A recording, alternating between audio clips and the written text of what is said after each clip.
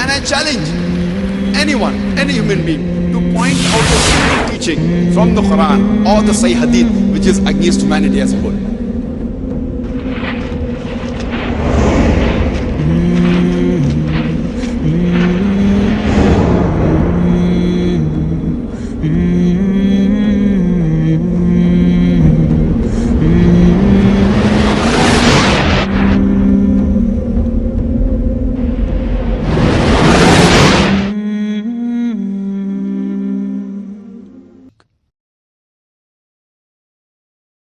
আর প্রশ্নোত্তর পর্বে একজন আমাকে জিজ্ঞেস করেছিল শ্রী শ্রী রবিশঙ্করের লেখা বইটা সম্পর্কে আমার মন্তব্য কি। আমি শুরু করতে উনি বাধা দিয়ে বললেন, আপনারা আমার বইটা নিয়ে আলোচনা করছেন কেন? এই বইটা আমি তাড়াহুড়ো করে লিখেছি। গুজরাটের রায়টের সময় 3 দিনে লিখেছি। মাত্র 3 দিনে তাড়াহুড়োর মধ্যে লিখেছেন, গবেষণা করার সময় পাননি। আরও বললেন, ডক্টর জাকির নায়েক বুঝতে পেরেছেন, তিনিও মানবেন আমার উদ্দেশ্য ভালো ছিল। তাহলে বইটা নিয়ে কেন বলছেন? তাড়াহুড়ো করে লিখেছিলাম, ওটা ভুলে যান। প্রথম এডিশন বের করেছি, দ্বিতীয় এডিশনটা আর বের করব না। আমিও মানি ওনার বইটা পড়েছি, উনি আসলে মুসলিমদের কোনো ক্ষতি বা ছোট করতে চাননি। তার উদ্দেশ্য ছিল এই দুই ধর্মের মানুষকে একত্রিত করা। উদ্দেশ্য অবশ্যই গুরুত্বপূর্ণ, তবে উদ্দেশ্যটাই সব নয়। উদ্দেশ্য ভালো থাকলেও তো মানুষের ক্ষতি হতে পারে। আমি কম্পারেটিভ রিলিজনের ছাত্র, ভুলগুলো বুঝতে পারবো, কিন্তু সাধারণ মুসলিমরা যদি এই বইটা পড়ে শ্রী শ্রী রবিশঙ্করের লেখা, তাহলে রায়ট বেঁধে যাবে। এই বইটাতে ইসলাম সম্পর্কে অনেক ভুল তথ্য আছে, 100টারও বেশি। 32 পৃষ্ঠায় 100টারও বেশি ভুল। ঘন্টার পর ঘন্টা কথা বলা যায়, সেটা অবশ্য এখন করব না। 32 পৃষ্ঠার বইয়ের ভুল নিয়ে কয়েক ঘন্টা কথা বলা যায়। তবে আমি বলবো ওনার উদ্দেশ্য ভালো ছিল। উনি নাকি তাড়াহুড়ো করে লিখেছিলেন। চিন্তা করেন, প্রশ্নোত্তর পর্বে কেউ প্রশ্ন করলে কয়েক সেকেন্ডের ভেতরে উত্তর দিতে হবে, মাত্র কয়েক সেকেন্ড, 4-5 সেকেন্ড। 4-5 সেকেন্ডের মধ্যে উত্তর শুরু করছি। উত্তরটা হয়তো 5-6 মিনিট ধরে দিলাম। এখন আমি যদি সেখানে তাড়াহুড়ো করে হিন্দু ধর্মকে ছোট করে কিছু বলে ফেলি, তাহলে কি রায়ট বেঁধে যাবে না? ভুল বললে ঝামেলা হবে। ধর্ম নিয়ে কিছু বলে সঠিক হতে হবে। তাড়াহুড়ো করি বা না করি, আপনাকে তাড়াহুড়ো করতে কে বলেছে? তারপরে হয়তো মুখে ভুল বলা যায়, কিন্তু বই লেখা, আমি যদি মুখ ফসকে কিছু বলে ফেলি ক্ষমা পেতে পারি। তাড়াহুড়ো করে কিছু বললাম সেটাও, কিন্তু বই লেখাটা একেবারে জলজ্যান্ত প্রমাণ। তারপর বলছেন এটা গবেষণা করে লেখেননি, এটা ঠিক না। যদি একজন মানুষ ইসলাম আর হিন্দু ধর্মের সাদৃশ্যগুলো না জানে, তার এটা নিয়ে কথা বলা উচিত না। এটা ভালো দিক যে বইটার কারণে কোনো ঝামেলা হয়নি, তবে বইটা এদেশের অনেক বড় ক্ষতি করতে পারে। এখানে এত বেশি ভুল আছে, আর উনিও মেনে নিয়েছেন যে বইটাতে ভুল আছে, তাই এই বইটা তার বিক্রি করা উচিত না। এটা এখনো আর্ট অব লিভিং এ বিক্রি করা হয়। আমি কয়েকদিন আগে তাদের কাছ থেকে এটা কিনেছি। যদি উনি জানেন যে এটা ভুল, হাজারখানেক বইয়ের দাম আর কত হবে? ওনার এখন নিশ্চিত করা উচিত যে বইটা যেন আর বিক্রি করা না হয়। তারপরও বিক্রি করার মানে উনি মেনে নিয়েছেন ভুল আছে এটাতে। আর উনি গরিব নন, যথেষ্ট ধনী। হাজারখানেক বইয়ের দাম আর কত হবে? তবে একটা ব্যাপার, আলহামদুলিল্লাহ, উনি সবার সামনে স্বীকার করেছেন যে বইটাতে ভুল আছে। আমি আগে এই ভুলগুলোর কয়েকটা সম্পর্কে বলেছিলাম। অন্য ভুলগুলো নিয়ে বলার সময় আপত্তি জানালেন, আমিও দেখলাম উনি মেনে নিয়েছেন যে কথাগুলো ভুল। আমি আর মন্তব্য করব না, বসে পড়েছিলাম। আমি প্রশ্ন উত্তর দেইনি। তবে আমার মনে হয় কিছু ব্যাপারে আলোচনা করা উচিত, কারণ বইটা এখনো বিক্রি করা হচ্ছে। বইটার লেখক খুব বিখ্যাত একজন লোক, ইন্ডিয়ার সবচেয়ে বিখ্যাত হিন্দু গুরুদের মধ্যে একজন। তাই ইনশাল্লাহ বইটা নিয়ে কথা বলবো, তবে খুব বেশি সময় বলবো না। বিস্তারিত বলতে গেলে কয়েক ঘন্টা লেগে যাবে। আমি কয়েক মিনিটের মধ্যেই বইটার প্রধান ভুলগুলো নিয়ে আলোচনা করব। কয়েকটা আগের লেকচারে বলেছিলাম, সেগুলো এখানে সংক্ষেপে বলবো। শ্রী শ্রী রবিশঙ্কর তার এই বইতে লিখেছেন, Hinduism and Islam the common thread, 1 নম্বর পৃষ্ঠায় একেবারে ভূমিকাতে লিখেছেন যে কোরআন বলছে তোমরা কাফিরদের মেরে ফেলো। কোরআনে কথাটা আছে, তবে এটার একটা প্রসঙ্গ আছে। এ ব্যাপারে আমি আগেও বলেছি। সূরা তাওবার 5 নম্বর আয়াতে এটা উল্লেখ করা আছে। উনি সেখানে রেফারেন্স দেননি। প্রসঙ্গটা হলো সে সময় মুসলিম আর মক্কার মুশরিকদের মধ্যে একটা শান্তি চুক্তি হয়েছিল আর মুশরিকরা চুক্তির শর্ত ভেঙেছিল। তারপর যুদ্ধক্ষেত্রে আল্লাহ বলেছেন শত্রু দেখলে ভয় পেও না, তাকে মেরে ফেলো। এটা যুদ্ধের ময়দানের কথা, অন্য জায়গার কথা না। আর অনেকে লাভ দিয়ে 7 নম্বরে চলে যান, কারণ 6 নম্বরে উত্তরটা আছে। কিন্তু তারা যদি শান্তি চায়, আশ্রয় চায়, তাহলে শুধু আশ্রয় দেবে তা নয়, নিরাপদ আশ্রয়ে পৌঁছে দেবে। এই কথাটা আমি অনেক লেকচারে বিস্তারিত বলেছি, সেদিনের প্রশ্নোত্তর পর্বেও। এরপর 2 নম্বর পৃষ্ঠা, এটা তার বইয়ের প্রথম অধ্যায়, ফেইথ ইন ওয়ান গড। তিনি লিখেছেন, সবাই মনে করে হিন্দু ধর্মে অনেকজন ঈশ্বর আছেন। আসলে সত্যি কথা বলতে হিন্দু ধর্ম কেবলমাত্র একজন ঈশ্বরে বিশ্বাস করে। যদিও রংধনুতে 7টা রং দেখা যায়, সেটা আসে একটা সাদা আলো থেকে। একইভাবে হিন্দু ধর্মের যে 33 কোটি ঈশ্বর, 33 কোটি দেবদেবী, এরা সবাই এসেছেন পরমাত্মার একটা রশ্মি থেকে। তার মানে 33 কোটি দেবতা এসেছেন মাত্র একটা রশ্মি থেকে, যার উৎস হচ্ছে পরমাত্মা, যিনি সবার চেয়ে উপরে। এই কথার প্রথম অংশটার সাথে আমি একমত, পুরোপুরি একমত। এই কথা সেদিনের অনুষ্ঠানে বলেছিলাম যে অনেকে মনে করে হিন্দু ধর্মের অনেক দেবদেবী আছেন, আসলে হিন্দু ধর্মে একজন ঈশ্বর। তারপর উনি বললেন, আমরা আদ্বৈতায় বিশ্বাস করি, এক ঈশ্বরকে বিশ্বাস করা। আরো বলেছেন যে যদিও রংধনুতে 7টা রং থাকে, এরা সবাই আসে একটা সাদা আলো থেকে। একইভাবে হিন্দুদের এই 33 কোটি দেবদেবী, তারা সবাই হলেন একজন পরমাত্মার রশ্মি। আমার মতে তার দেওয়া এই তুলনাটাও একটা কুতর্ক, অযৌক্তিক। সাধারণ মানুষ কথাটা মেনে নেবে, বাহ ভালোই তো, রংধনু 7টা রং কিন্তু আলো একটা। তেমনি হিন্দুদের 33 কোটি দেবতা, ঈশ্বর একজনই। বিজ্ঞান এখন জানতে পেরেছে আলোর মধ্যে 7টা রং থাকে, VIBGYOR, violet, indigo, blue, green, yellow, orange আর রেড। তবে প্রত্যেকটা রং আলাদাভাবে সাদা আলো নয়। সবগুলো রং যদি সমান অনুপাতে থাকে তাহলে সাদা আলো তৈরি হবে। যদি একটা রঙও বাদ যায়, সেটা সাদা রং হবে না। রংধনুর রঙের সাথে 33 কোটি দেবদেবতার ঈশ্বরের তুলনা করার মানে যেন বলা হচ্ছে সর্বশক্তিমান ঈশ্বরের 33 কোটি উপাদান আছে। ব্যাপারটা যেন এরকম, আমাদের মানুষের শরীরে 11টা অংশ থাকে, 2টো পা, 2টো হাত, একটা মাথা, একটা ঘাড়, 2টো কাঁধ, একটা বুক, একটা পেট, একটা শ্রোণী, 11টা অংশ। তবে মাত্র একটা অংশ দিয়ে মানুষের পুরো শরীরটা তৈরি হয় না। সবগুলো অংশ যদি সঠিক জায়গায় থাকে তাহলে একটা মানুষের শরীর পাবো। প্রত্যেকটা অংশ আলাদাভাবে মানুষের শরীর নয়। কোন একটা অংশ বাদ গেলে সেটা সম্পূর্ণ শরীর নয়। যদি বলেন 33 কোটি দেবদেবতা এসেছে এক পরমাত্মা থেকে, তাহলে ব্যাপারটা এরকম যেন ঈশ্বরের 33 কোটি উপাদান আছে। তবে প্রত্যেকটা অংশ আলাদাভাবে ঈশ্বর নয়। তাহলে সেই সব দেবদেবীর পূজা করছেন কেন? মাত্র একজন দেবদেবী বাদ গেলে সেটা সম্পূর্ণ ঈশ্বর হবে না। তাহলে এ ধরনের উদাহরণ আসলে অযৌক্তিক। তারপর উনি সেই একই প্যারাগ্রাফে লিখেছেন, একজন ঈশ্বরের অনেকগুলো নাম থাকে, 108টা নাম অথবা 1008টা নাম। এই কথাটা আমিও মানি যে সর্বশক্তিমান ঈশ্বরের অনেকগুলো নাম আছে, কারণ ঋগ্বেদেই উল্লেখ করা হয়েছে। কথাটা সেদিনও বলেছিলাম। ঋগ্বেদ 1 নম্বর গ্রন্থ 164 নম্বর অধ্যায়ের 46 নম্বর শ্লোক, एकम सत विप्र बहुधा वेदांते। সত্য একটাই, ঈশ্বর একজনই। জ্ঞানী এবং সন্ন্যাসীরা তাকে অনেক নামে ডেকে থাকে, বিভিন্ন নামে। এতে আমার আপত্তি নেই। একথা কোরআনে বলছে, সূরা ইসরার 110 নম্বর আয়াতে উল্লেখ করা হয়েছে, কুলিদুল্লাহ আবিদুর রহমান ইয়ামাতাদু ফালাল আসমাউল হুসনা। তোমরা তাকে আল্লাহ নামে ডাকো অথবা রহমান, তোমরা যে নামে আহ্বান করো, সকল সুন্দর নাম তো তারই। আল্লাহ নিজেকে যে নামগুলো দিয়েছেন তার যে কোনো একটা ধরে ডাকতে পারেন, তবে সেটা হবে সুন্দর নাম। আর পবিত্র কোরআনে এবং সহিহ হাদিসে আল্লাহ সুবহানাহু ওয়া তাআলার 99টা নামের কথা উল্লেখ করা হয়েছে। হিন্দুরা বলে ঈশ্বরের 108টা নাম অথবা 1008টা নাম বেদের কথা অনুযায়ী, কোনো আপত্তি নেই। তবে সেটা হবে একটা সুন্দর নাম, যে নামটা সর্বশক্তিমান ঈশ্বর নিজেই নিজেকে দিয়েছেন। ঈশ্বরকে অনেক নামে ডাকতে আপত্তি নেই, কিন্তু এভাবে বলা যাবে না। রংধনুর 7টা রং আসলে একটা সাদা আলো থেকে এসেছে, তেমনি 33 কোটি দেবদেব এসেছে এক পরমাত্মা থেকে। এটা অযৌক্তিক। নামে কোনো সমস্যা নেই, অনেক নামে ডাকতে পারেন।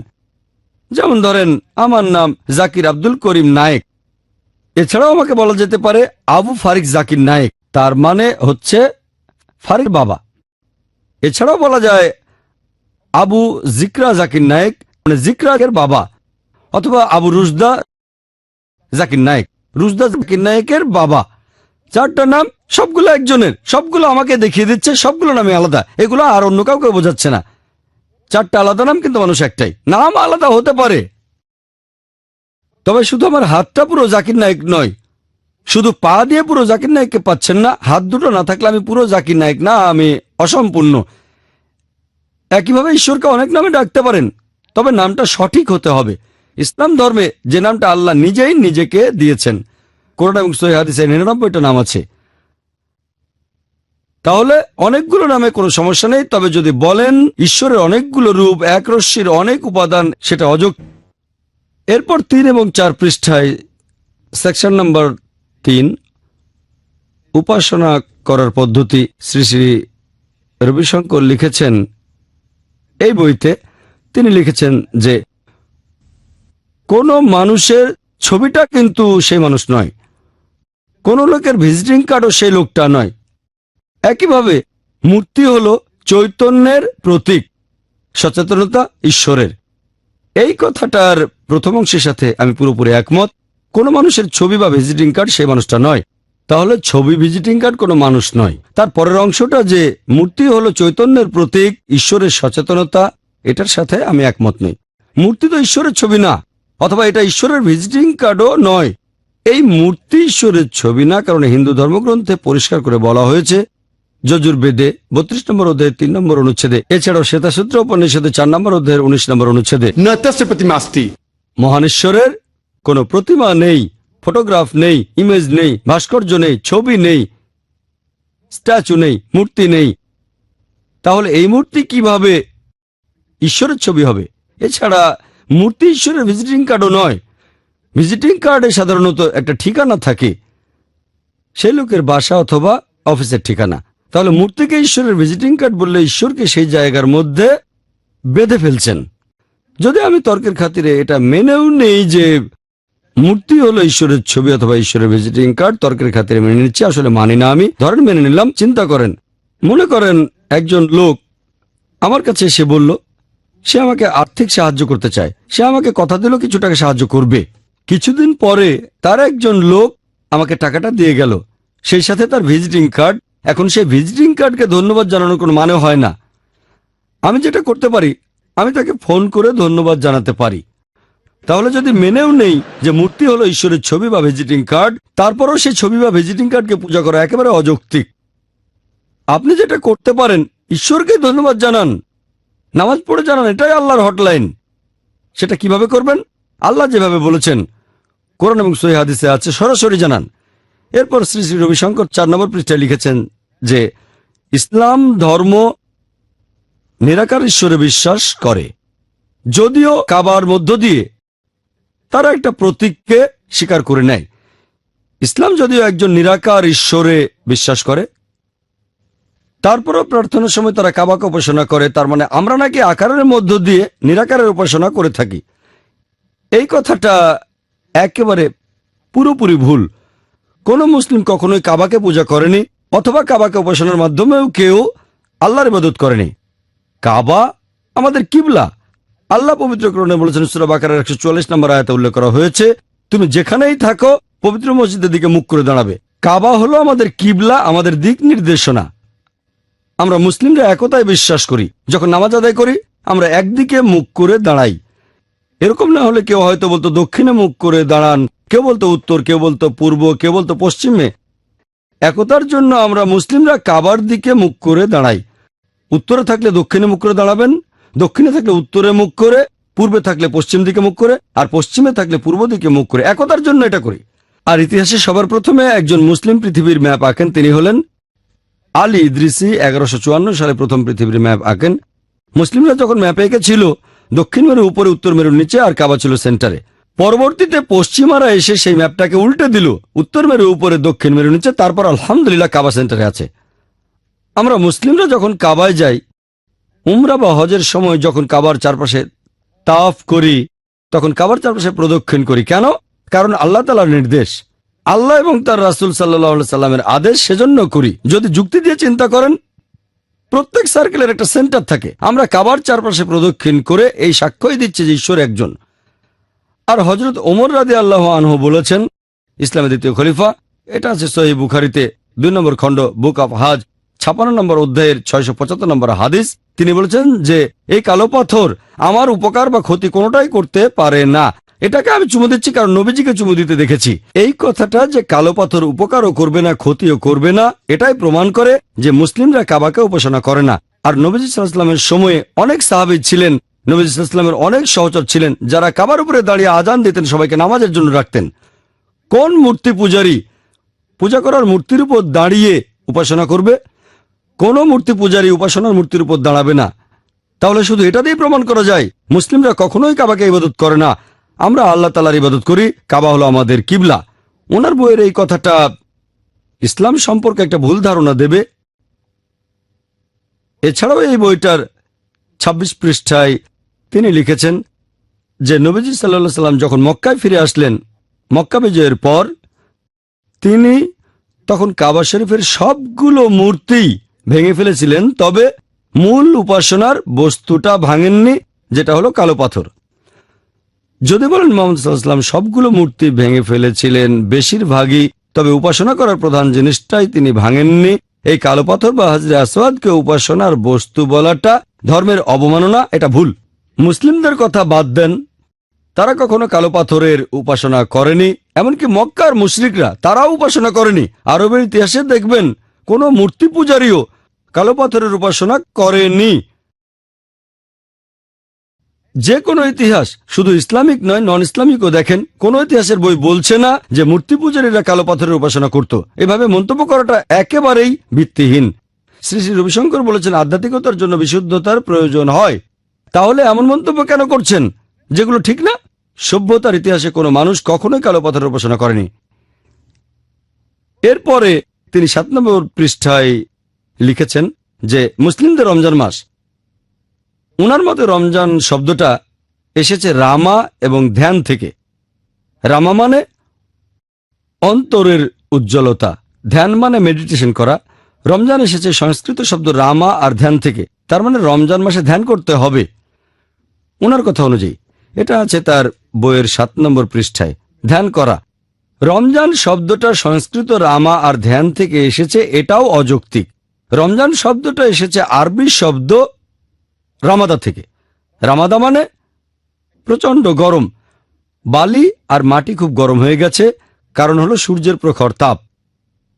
আর ইতিহাস দেখলে জানবেন যে আরবে যখন হিজরি সালের প্রচলন হয়, রমজান হলো ইসলামিক ক্যালেন্ডারের 9 নম্বর মাস, ইসলামিক ক্যালেন্ডারের 9 নম্বর মাস, আর তখন সেখানে গরমকাল ছিল। এভাবে রামাদা শব্দ থেকে রমজান মাসের নামটা হয়েছে।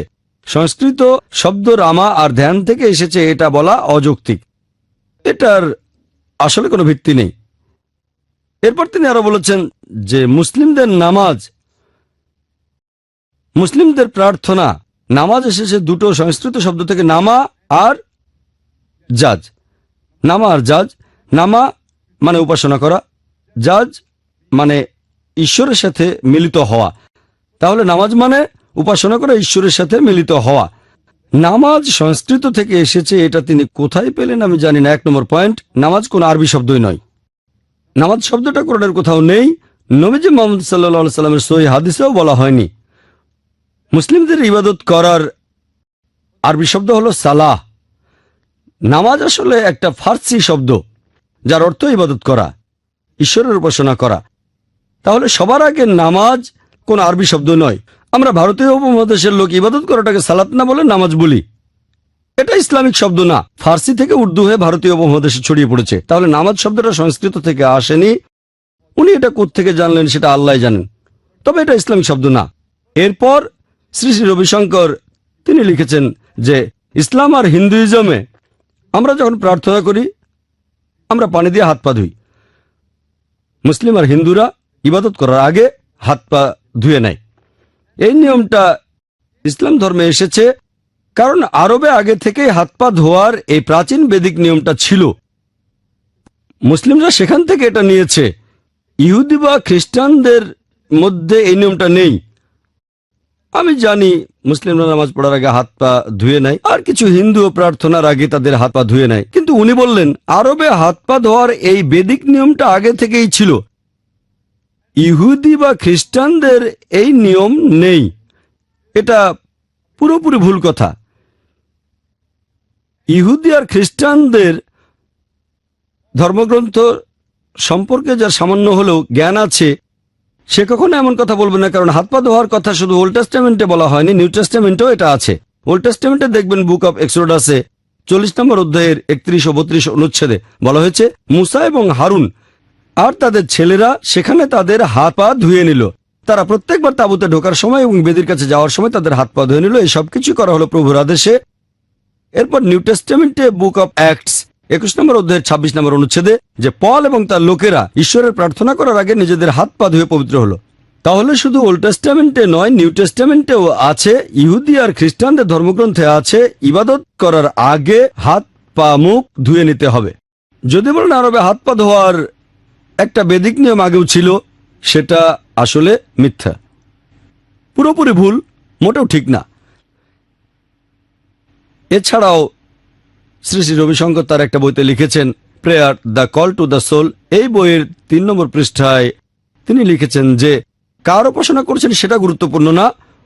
উপাসনা করতে পারেন রামকে অথবা কৃষ্ণকে, যিশুকে বা মোহাম্মদকে অথবা আল্লাহকে, সেটা গুরুত্বপূর্ণ না।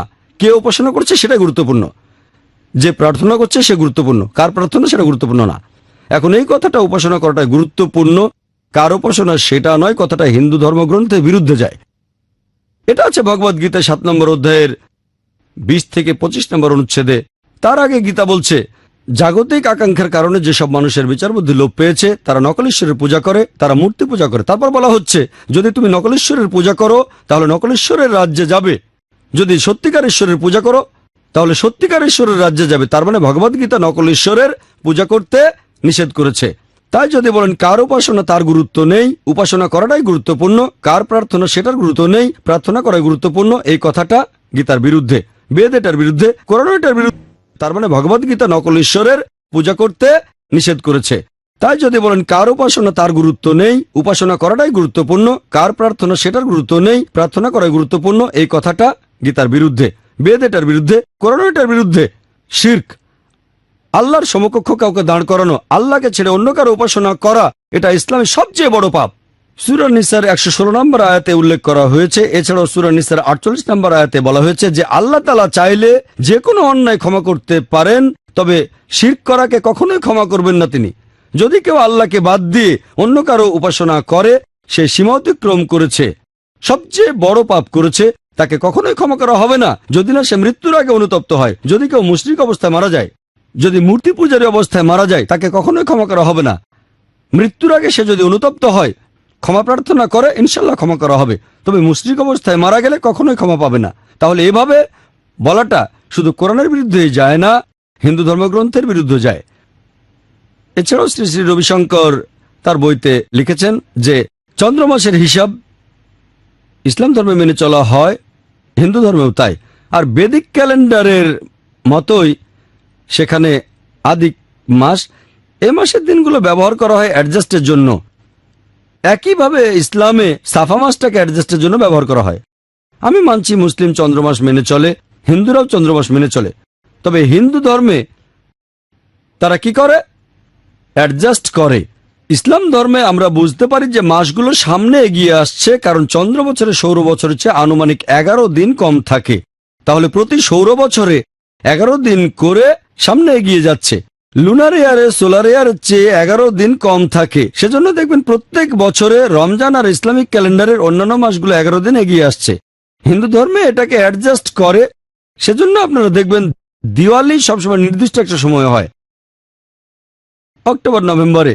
আদিক মাস দিয়ে অ্যাডজাস্ট করা হয়, ইসলামে অ্যাডজাস্ট করি না। তাই যদি বলেন ইসলামিক ক্যালেন্ডারে অ্যাডজাস্ট করা হয়, সেটা পুরোপুরি ভুল। এছাড়াও তিনি আরো বলেছেন ইসলাম ধর্মে যে প্রতীক আর চিহ্ন ব্যবহার করা হয় সেটা চাঁদ তারা। আমাদের হিন্দু ধর্মে প্রতীক হলো সূর্য আর চাঁদ, কারণ ইন্ডিয়াতে সূর্য আমাদের আলো দেয়, অনেক উপকার করে, চাঁদও আলো দেয়। সেজন্য হিন্দু ধর্মে চাঁদ একটা প্রতীক, সূর্য একটা প্রতীক। ইসলাম ধর্মে আরব দেশের সে মরুভূমিতে সূর্য থাকে খুবই গরম, কিন্তু রাতের বেলা চাঁদ আর তারা তাদের শান্তির প্রতীক হয়ে দাঁড়ায়। এজন্য ইসলামে চাঁদ আর তারা হলো ধর্মীয় প্রতীক। এখন পবিত্র কোরআনে বা নবীজির হাদিসে কোনো জায়গায় এমন কথা বলা নেই যে চাঁদ আর তারা হলো ইসলামের প্রতীক। এটা পাকিস্তানের প্রতীক। এই যে চাঁদ তারার ছবি আছে, এটা পাকিস্তানের ফ্ল্যাগ, ইসলাম ধর্মের ফ্ল্যাগ না। উনি এই দুটোকে মেলাচ্ছেন কেন? কোন মুসলিম দেশ যদি চাঁদ তারা দিয়ে ফ্ল্যাগ বানায় তাদের ব্যাপার, আমার কিছু বলা নেই। ইসলামের প্রতীক এটা নয়। আর আল্লাহ পবিত্র কোরআনে বলেছেন, সূরা ফুসিলাতের 37 নম্বর আয়াতে উল্লেখ করা হয়েছে, আল্লাহ বলেছেন তার নিদর্শনগুলোর মধ্যে রয়েছে রাত ও দিন, সূর্য আর চাঁদ। তোমরা সূর্য চাঁদকে সিজদা করো না, সিজদা করো আল্লাহকে, যিনি সূর্য চাঁদ সৃষ্টি করেছেন। তাহলে কোরআন বলছে সূর্য আর চাঁদ হলো আল্লাহ তাআলার নিদর্শন। তার মানে সূর্যকে সৃষ্টি করেছেন আল্লাহ সুবহানাহু ওয়া তাআলা, চাঁদকে সৃষ্টি করেছেন। যখন সূর্যকে দেখি, যখন চাঁদকে দেখি, তখন আমরা আল্লাহর অস্তিত্বকে অনুভব করতে পারি। এগুলো আল্লাহ তাআলার নিদর্শন। তবে এই সূর্য আর চাঁদকে তোমরা সিজদা করো না, সিজদা করো আল্লাহকে, যিনি এগুলো সৃষ্টি করেছেন। তাহলে সূর্য হলো আল্লাহ সুবহানাহু ওয়া তাআলার একটি নিদর্শন। এগুলো ইসলামের প্রতীক না, নিদর্শন। তবে এদের সিজদা করো না, সিজদা করো সৃষ্টিকর্তা আল্লাহকে। এরপরে শ্রী শ্রী রবিশঙ্কর আরো বলেছেন যে তার মতে অনেক আরবি শব্দ এসেছে আসলে সংস্কৃত থেকে। তিনি আরো বলেছেন যে বেদিক নিয়ম অনুযায়ী কেউ মারা গেলে তাকে দাহ করা হয়, কারণ সেটা পরিবেশের জন্য ভালো। তবে বেদ অনুযায়ী, হিন্দু ধর্ম অনুযায়ী কবর দেওয়ার অনুমতিও আছে, কবর দেওয়া যাবে। ইসলাম ধর্মে যেহেতু মরুভূমিতে ছিল না গাছ, তারা কিছু পড়াতে পারতো না, সেখানে আছে গরম বালি। এই গরম বালি দাহ করার কাজটা করে। এটা তার যুক্তিতেই কুতর্ক। তিনি কোত্থেকে জানলেন যে যেহেতু মরুভূমিতে কোনো গাছ নেই তাই পড়াতে পারতো না, গরম বালিতে কবর দিত, এই গরম বালি দাহ করার কাজ করত। তার মানে ইন্ডিয়ার মুসলিমদের দাহ করা উচিত, কারণ ইন্ডিয়ায় তো অনেক গাছ, তাই না? এটা হলো কুতর্ক। আমাদের ইন্ডিয়ায় তো অনেক গাছ, তাই এখানে মুসলিমদের দাহ করা উচিত, এটা অযৌক্তিক। ইসলাম ধর্মে আমরা কবর দেই কেন? কারণ আমরা মাটি থেকে এসেছি, মাটিতেই ফিরে যাব।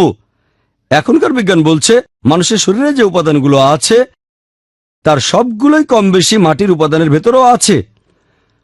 মাটি থেকে এসেছে, মাটিতে ফিরে যাব। মানুষের শরীরকে কবর দেওয়া হলে সেটা খুব সহজে মাটির সাথে মিশে যায়, কারণ মানুষের শরীরে যে উপাদানগুলো আছে তার সবকিছুই কম বেশি মাটিতে আছে, বিজ্ঞান বলছে। এছাড়া যখন দাহ করা হয়, পোড়ানোর কারণে পরিবেশ দূষিত হয়, কবর দিলে পরিবেশ দূষিত হয় না। 3 নম্বর পয়েন্ট, যে কাউকে দাহ করতে গেলে আমাদের গাছ কেটে ফেলতে হবে। পরিবেশের উপকার হচ্ছে কোথায়? কবর দেওয়া হলে গাছপালা আরো বাড়বে। সেজন্য আপনারা কবরখানায় অনেক গাছপালা দেখতে পাবেন। যখন কোনো মানুষের শরীরকে কবর দেওয়া হয়, মাটি তখন উর্বর হয়ে যায়, গাছপালা জন্মাবে। সেটা তো আমাদের পরিবেশের জন্য ভালো। 4 নম্বর পয়েন্ট, যে গাছ দিয়ে দাহ করা হচ্ছে তার ছাইটা আর ব্যবহার করতে পারবেন না, কিন্তু কবরখানার জমি আবার ব্যবহার করতে পারবেন। 5 নম্বর পয়েন্ট, এটা সস্তা। কবর দিয়ে দাহ করার চেয়ে অনেক সস্তা, কারণ দাহ করতে গেলে অনেক গাছ কাটতে হবে। পরিসংখ্যান বলছে শুধুমাত্র দাহ করার জন্য কোটি কোটি টাকার গাছ কাটা হয়। এতগুলো মৃতদেহকে দাহ করার জন্য লাখ লাখ গাছ কাটা হচ্ছে। প্রতি বছর হাজার হাজার মৃত মানুষের শরীর দাহ করা হচ্ছে, এতে সরকারের অনেক টাকা ব্যয় হচ্ছে। কবর দেওয়া সেই তুলনায় সস্তা, একই জমি ব্যবহার করা যাবে, এটা ফ্রি। তাই বিজ্ঞানের দৃষ্টিকোণ থেকে আর পরিবেশের দিক থেকেও দাহ করার চেয়ে কবর দেয়া ভালো। এজন্যই হিন্দু ধর্মগ্রন্থে কবর দেওয়ার অনুমতি আছে। এরপর তিনি বলেছেন যে মক্কা আর মদিনা এ নামগুলো এসেছে সংস্কৃত শব্দ থেকে মাখা আর মাদিনা। আমার মনে হয় ওনার আরবি আর সংস্কৃতি দিয়ে কিছু সমস্যা আছে। উনি তো বিশেষজ্ঞ, উনি প্রায় শূন্য থেকে এরকম কিছু কথা বলেছেন। আর আমাকে দেখতে হয়েছে সংস্কৃত ডিকশনারি। মনিয়ার উইলিয়ামসের সংস্কৃত টু ইংলিশ ডিকশনারিতে দেখলাম মাখা শব্দটা আছে। এই মাখা শব্দটা হচ্ছে মক্কার নামবাচক বিশেষ্য। মক্কা শব্দের সংস্কৃত। তাহলে দেখেন, এটা অরিজিনালি আরবি শব্দ। আপনারা দেখবেন বেশ কিছু ইংরেজি শব্দ আরবিতে চলে এসেছে। যেমন ধরেন টেলিভিশন ইংরেজি শব্দ, আরবিতে টেলিভিশন। ডক্টর ইংরেজি শব্দ, আরবিতে ডাক্তুর। যদি বলি ইংরেজি ডক্টর শব্দটা আরবি ডাক্তুর থেকে এসেছে, মানুষ বলবে একটা বোকা, ডক্টর ডাক্তুর থেকে এসেছে। আসল আরবি শব্দটা হলো তাবিব। তাবিব তাবিব মানে মেডিকেল ডক্টর। চলতি শব্দটা হলো ডাক্তুর। মারাঠি ভাষাতেও দেখবেন তারা বলে থেশন, ইংরেজিতে স্টেশন। এখন যদি বলি এই থেশন থেকে ইংরেজি স্টেশন এসেছে, সেভাবে উনি বলেছেন মক্কা নামটা এসেছে সংস্কৃত মাখা থেকে। অনেক ইংরেজি শব্দকে আরবি ভাষার মতো করে উচ্চারণ করা হয়, কোরআনের শব্দ না। হ্যাঁ, আমি জানি পবিত্র কোরআনে এমন অনেক শব্দ আছে যেগুলো বিদেশি ভাষা থেকে এসেছে, এই কথা বলছি না যে কোরআনে বিদেশি ভাষা নেই, তবে শুনতে এরকম মনে হলে সেটা বিদেশি এমন না। তারপর সংস্কৃত ডিকশনারিতে মদিনা শব্দের অর্থ একটা শহর, আরবিতে এর অর্থ উর্বর জমি। আরবিতে মক্কা শব্দটা এসেছে আরেকটা আরবি শব্দ মাক্কা থেকে, এর অর্থ কিছু চোষা। সেখানে পানির অভাব, পানি চুষে খেতে হয়, এখান থেকেই শব্দটা এসেছে। এটা সমার্থক আরেকটা শব্দ হলো হারাম। তার মানে যেসব জিনিস হারাম এখানে সেগুলো নিষিদ্ধ, যেটা সঠিক না সেটা এখানে থাকবে না। আর মদিনা এই শব্দটা এসেছে আরবি শব্দ মাদানা থেকে। প্রথম দিকে শব্দটা দিয়ে বোঝানো হতো দুর্গ, তারপর বলা হতো এমন শহরকে যেখানে একটা দুর্গ আছে। এখনকার দিনে যে কোনো শহর দুর্গ থাকুক বা না থাকুক সেটাই মদিনা। এটা আরবি শব্দ। যদি বলেন এটা সংস্কৃত থেকে এসেছে তাহলে সেটা আপনার যুক্তি অনুযায়ী কুতর্ক হয়ে যাবে। এছাড়াও তিনি বলেছেন যে কালো পাথর হজরে আসওয়াদ, এটাও সংস্কৃত সাঙ্গে অশ্বেতা। হজরে আসওয়াদ এসেছে সাঙ্গে অশ্বেতা থেকে। সাঙ্গে মানে পাথর, অশ্বেতা মানে যেটা সাদা নয়, অনেকটা শিবলিঙ্গের মতো। হজরে আসওয়াদকে শিবলিঙ্গের সাথে তুলনা করা আর বলা যে এটা সাঙ্গে অশ্বেতা থেকে, একথা একেবারেই অর্থহীন। হাজার এ আসওয়াদ, হাজার আরবি শব্দ মানে পাথর, আসওয়াদ মানে কালো। হাজরে আসওয়াদ মানে কালো পাথর, এটা আরবি শব্দ। উনি কোথায় পেলেন যে সাঙ্গে অশ্বেতা থেকে এসেছে? এভাবে উনি জোর করে কিছু সাদৃশ্য বানিয়েছেন, জোর জবরদস্তি করে চার কোনা জিনিসকে গোল বাক্সে ঢোকাচ্ছেন। অনেকটা ট্রায়াঙ্গেলের মধ্যে স্কোয়ারকে বসানো, দুটো কিন্তু আলাদা জিনিস, এটা অযৌক্তিক। এরপর উনি বলেছেন যে আরবি কাবা শব্দটা এসেছে সংস্কৃত শব্দ গর্ব আর গৃহ থেকে। সংস্কৃততে ঘর শব্দটা হলো ঘাবা, কাবা এসেছে নাকি এই ঘাবা থেকে। উনি এটা কোত্থেকে জানলেন? কাবা শব্দটা এসেছে আরবি শব্দ কাব থেকে। কাব মানে যেটা স্ফীত, একটা চারকোনা ঘর, যেমন কাবা শরীফ একটা স্ফীত চারকোনা ঘর, এটা সংস্কৃত ঘাবা থেকে আসেনি। তারপর উনি বললেন যে আরবি হারাম এই শব্দটা এসেছে হারিয়াম থেকে, তার মানে হরির বাসস্থান। হারাম শব্দটা আরবি, এটা হালালের বিপরীত। হালাল মানে যেটা করার অনুমতি আছে, হারাম মানে যেটা নিষিদ্ধ, যে কাজগুলো নিষেধ করা হয়েছে সেগুলো হারাম। এভাবে শব্দটার উৎপত্তি কে বলেছে এটা হরিয়াম থেকে। এভাবে আরো অনেক কথা বলা যায়, হাতে বেশি সময় নেই, এটা নিয়ে অনেকক্ষণ কথা বলে ফেলেছি। এরপর উনি বলেছেন বেশ কিছু রীতিনীতির কথা, কিছু কালচারের কথা, ইসলামে যেগুলোর কোনো স্থানই নেই, এভাবে সাদৃশ্য দেখাচ্ছেন। মুনি ঋষিদের কথা বলছেন যেটার সাথে ইসলামের কোনো সম্পর্কই নেই। এরকম এক জায়গায় তিনি বলেছেন ওম, এটাকে উল্টানো হয়ে যাবে 7, 8, 6, যার অর্থ দয়াময় পরম দয়ালু আল্লাহর নামে শুরু করছি। এখন ওমকে উল্টো করলে 7, 8, 6 হয় কিনা সেটা পরের কথা। ইসলামে 7, 8, 6 কোনো মূল্য নেই। উনি বলছেন এটা আরবি সংখ্যা, এগুলোকে ভেঙে যোগ করলে বিসমিল্লাহির রহমানির রহিম, যার অর্থ দয়াময় পরম দয়ালু আল্লাহর নামে শুরু করছি। এখন ইসলামে এই সংখ্যার কোনো মূল্যই নেই। অনেক আগে হয়তো কেউ এটা বলেছিল যে আলিফ অক্ষরের ভ্যালু এত, বা অক্ষরের ভ্যালু এত, তারপর এগুলো যোগ করে বলল যে বিসমিল্লাহির রহমানির রহিম হলো 786। এটা তার নিজের আবিষ্কার। এই সংখ্যাটার হয়তো আরো অনেক অর্থ আছে, হোক ভালো বা খারাপ। ইসলামে এই সংখ্যার কোনো ভিত্তি নেই। এভাবে উনি জোর করে অনেক সাদৃশ্য বানিয়েছেন। আমার হাতে সময় কম, আপনারা যদি বইটার 28 আর 29 নম্বর পৃষ্ঠাটা পড়েন, শেষ দুটো পৃষ্ঠা, তিনি একটা লিস্ট দিয়েছেন সংস্কৃত শব্দ, আরবি শব্দ, ইংরেজিতে অর্থ। সংস্কৃত, আরবি, ইংরেজি অর্থ আমি চেক করে দেখলাম বেশিরভাগই ঠিক নয়। কিছু শব্দের অর্থ ঠিক আছে, যেমন সাজ মানে সেগুন গাছ, আবার কিছু শব্দ ঠিক আছে, অর্থ ঠিক নেই। উনি লিখেছেন আনসারি মানে অনুসারী, আনসারি মানে সাহায্যকারী। শেখ মানে বলেছেন শিষ্য, আসলে শেখ মানে শিক্ষক, একজন বয়স্ক লোক অথবা বিশেষজ্ঞ। তারপর আরবিতে ফার্সি শব্দ ঢুকিয়েছেন পয়গম্বর, এটা মোটেও আরবি শব্দ নয়, এটা ফার্সি শব্দ। উনি বলেছেন স্বর্গ থেকে আগত, পয়গম্বর মানে স্বর্গ থেকে আগত না, পয়গম্বর মানে আল্লাহর বার্তাবাহক। এভাবে কথা বলা একেবারে ভিত্তিহীন। আধ্যাত্মিকতার দাবি হলো বিশুদ্ধতা, কথাগুলো সঠিক হতে হবে, লজিক্যাল হতে হবে, কুতর্ক করা ঠিক হবে না। উনি মুখে বলছেন কুতর্ক করবেন না, কিন্তু বেশিরভাগ জায়গায় নিজেই কুতর্ক করছেন। ওনার বলে অনেক কথাই অবশ্য ঠিক, আমি ওনার সব কথায় আপত্তি জানাচ্ছি না। মাঝে মধ্যে তার যুক্তি সঠিক, আর মাঝে মধ্যে অযৌক্তিক কুতর্ক। সাধারণ মানুষ যারা এইসব ব্যাপারে জানে না, তারা এই কথাগুলো মেনে নেবে, এগুলো বিশ্বাস করবে। দুর্ভাগ্যজনকভাবে আধ্যাত্মিক গুরুদের অবস্থা এইরকমই। তাদের অনেক কথা সঠিক, আবার অনেক কথাই ভুল, তবে তারা যুক্তিতে ভালো। যদি কোনো লজিক্যাল মানুষ তাদের এই কথাগুলোকে ভুল প্রমাণ না করে, তাহলে বেশিরভাগ মানুষই সেগুলো বিশ্বাস করবে। তবে যদি সেদিনের আলোচনায় টপিকের কথা বলেন, সেটা ছিল পবিত্র ধর্মগ্রন্থের আলোকে হিন্দুইজম এবং ইসলামে ঈশ্বর সম্পর্কে ধারণা। সেখানে আলহামদুলিল্লাহ আল্লাহ তাআলার সাহায্যে, তার দয়ায় সীমিত সময়ের মধ্যে আলোচনাটা শেষ করেছিলাম। এই সিকুয়েলটা করেছি যাতে মুসলিমদের মনে কোনো ভুল ধারণা না থাকে, কারণ অনেক মুসলিমই শ্রী শ্রী রবিশঙ্করের আর্ট অফ লিভিং এর সদস্য সুদর্শন ক্রিয়া প্র্যাকটিস করেন। যদি উনার কথা কোরআনের সাথে মিলে যায় অথবা যদি কোরআন হাদিসের বিরুদ্ধে না যায়, সেগুলো মানতে আমাদের কোনো আপত্তি নেই।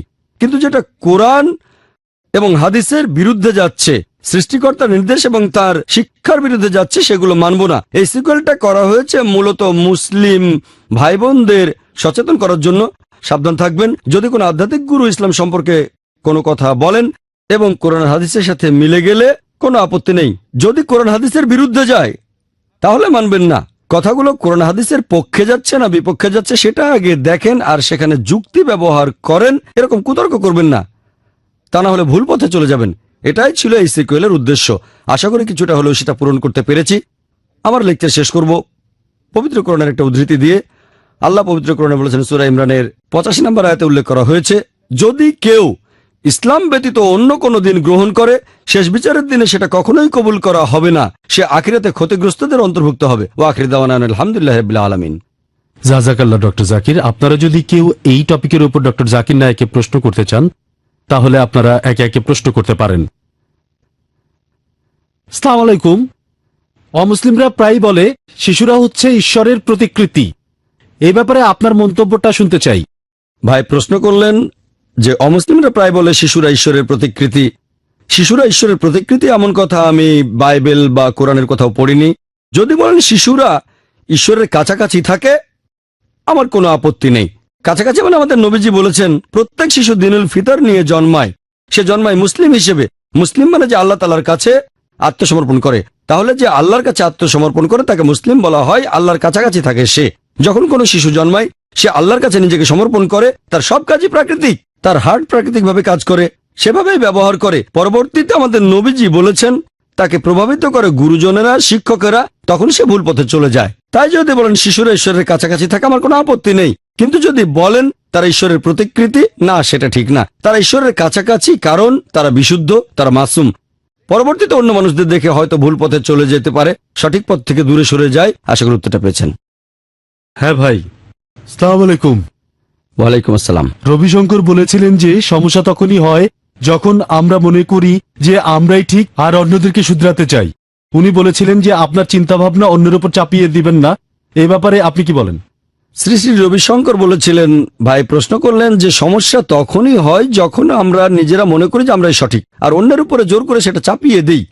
আংশিকভাবে ওনার কথা সঠিক। মাঝে মধ্যে মনে করি যে শুধু আমরাই সঠিক, কখনো সেটাই সঠিক আবার কখনো সেটা ভুল। যদি সেটা সত্যি হয়ে থাকে তাহলে আমাদের কথা ঠিক। 2 + 2 = 4, এটা ছাড়া অন্য সব উত্তর ভুল, এটা সঠিক। আমি যদি বলি 2 + 2 = 4, 4 বাদে অন্য সবকিছু হলে সেটা ভুল, তাহলে আমি সঠিক। তবে মাঝে মধ্যে দুটোই সঠিক হতে পারে। আমি যদি বলি 5-এর চেয়ে কোন সংখ্যাটা বড়, 10 5-এর চেয়ে বড়, 20 5-এর চেয়ে বড়, 30ও বড়, এটা প্রশ্ন আর উত্তরের উপর নির্ভর করে। মাঝে মধ্যে সঠিক উত্তর একটা আর মাঝে মধ্যে অনেকগুলো হতে পারে। দ্বিতীয় অংশ, যে আমরা জোর করে চাপিয়ে দিচ্ছি, জোর করে শুধরাতে চাচ্ছি, এটা আমি মানি না। কারণ আল্লাহ তাআলা পবিত্র কোরআনে বলেছেন, সূরা বাকারার 256 নম্বর আয়াতে উল্লেখ করা হয়েছে, লা ইকরাহা ফিদ-দীন। দিন সম্পর্কে জবরদস্তি নেই। তবে আয়াতটা শেষ হয়নি। এরপর সত্য মিথ্যা থেকে সুস্পষ্ট হয়েছে। আমাদের সত্যটা প্রচার করতে হবে। শুধু বলবেন না লা ইকরাহা ফিদ-দীন, সত্যটা প্রচার করতে হবে। যদি তার গ্রহণ করে আলহামদুলিল্লাহ, গ্রহণ না করলে আলহামদুলিল্লাহ। ইসলাম গ্রহণ করলে ভালো, না করলে কোনো সমস্যা নেই। তবে আমাদের সত্যটা প্রচার করতে হবে। জোর করব না, আমরা তরবারি বা রাইফেল ধরে তাকে ইসলাম গ্রহণে বাধ্য করব না, এটা ঠিক না। কোন ধর্মেই এই জবরদস্তি করাটা একেবারে ঠিক না। তবে সেটা বলতে পারেন, প্রচার করতে পারেন। যেমন শ্রী শ্রী রবিশঙ্কর, তিনি আর্ট অফ লিভিং এর কথা প্রচার করছেন। এখন যদি বলি শ্রী শ্রী রবিশঙ্কর, আপনি কেন হাজারো মানুষের উপর সুদর্শন ক্রিয়া চাপিয়ে দিচ্ছেন? উনি প্রচার করছেন, যারা পছন্দ করছে গ্রহণ করছে। একইভাবে আমরাও প্রচার করছি, যারা পছন্দ করছে গ্রহণ করছে। তাহলে একজন রিভার্টের কথা শুনে ওনার খারাপ লাগবে কেন?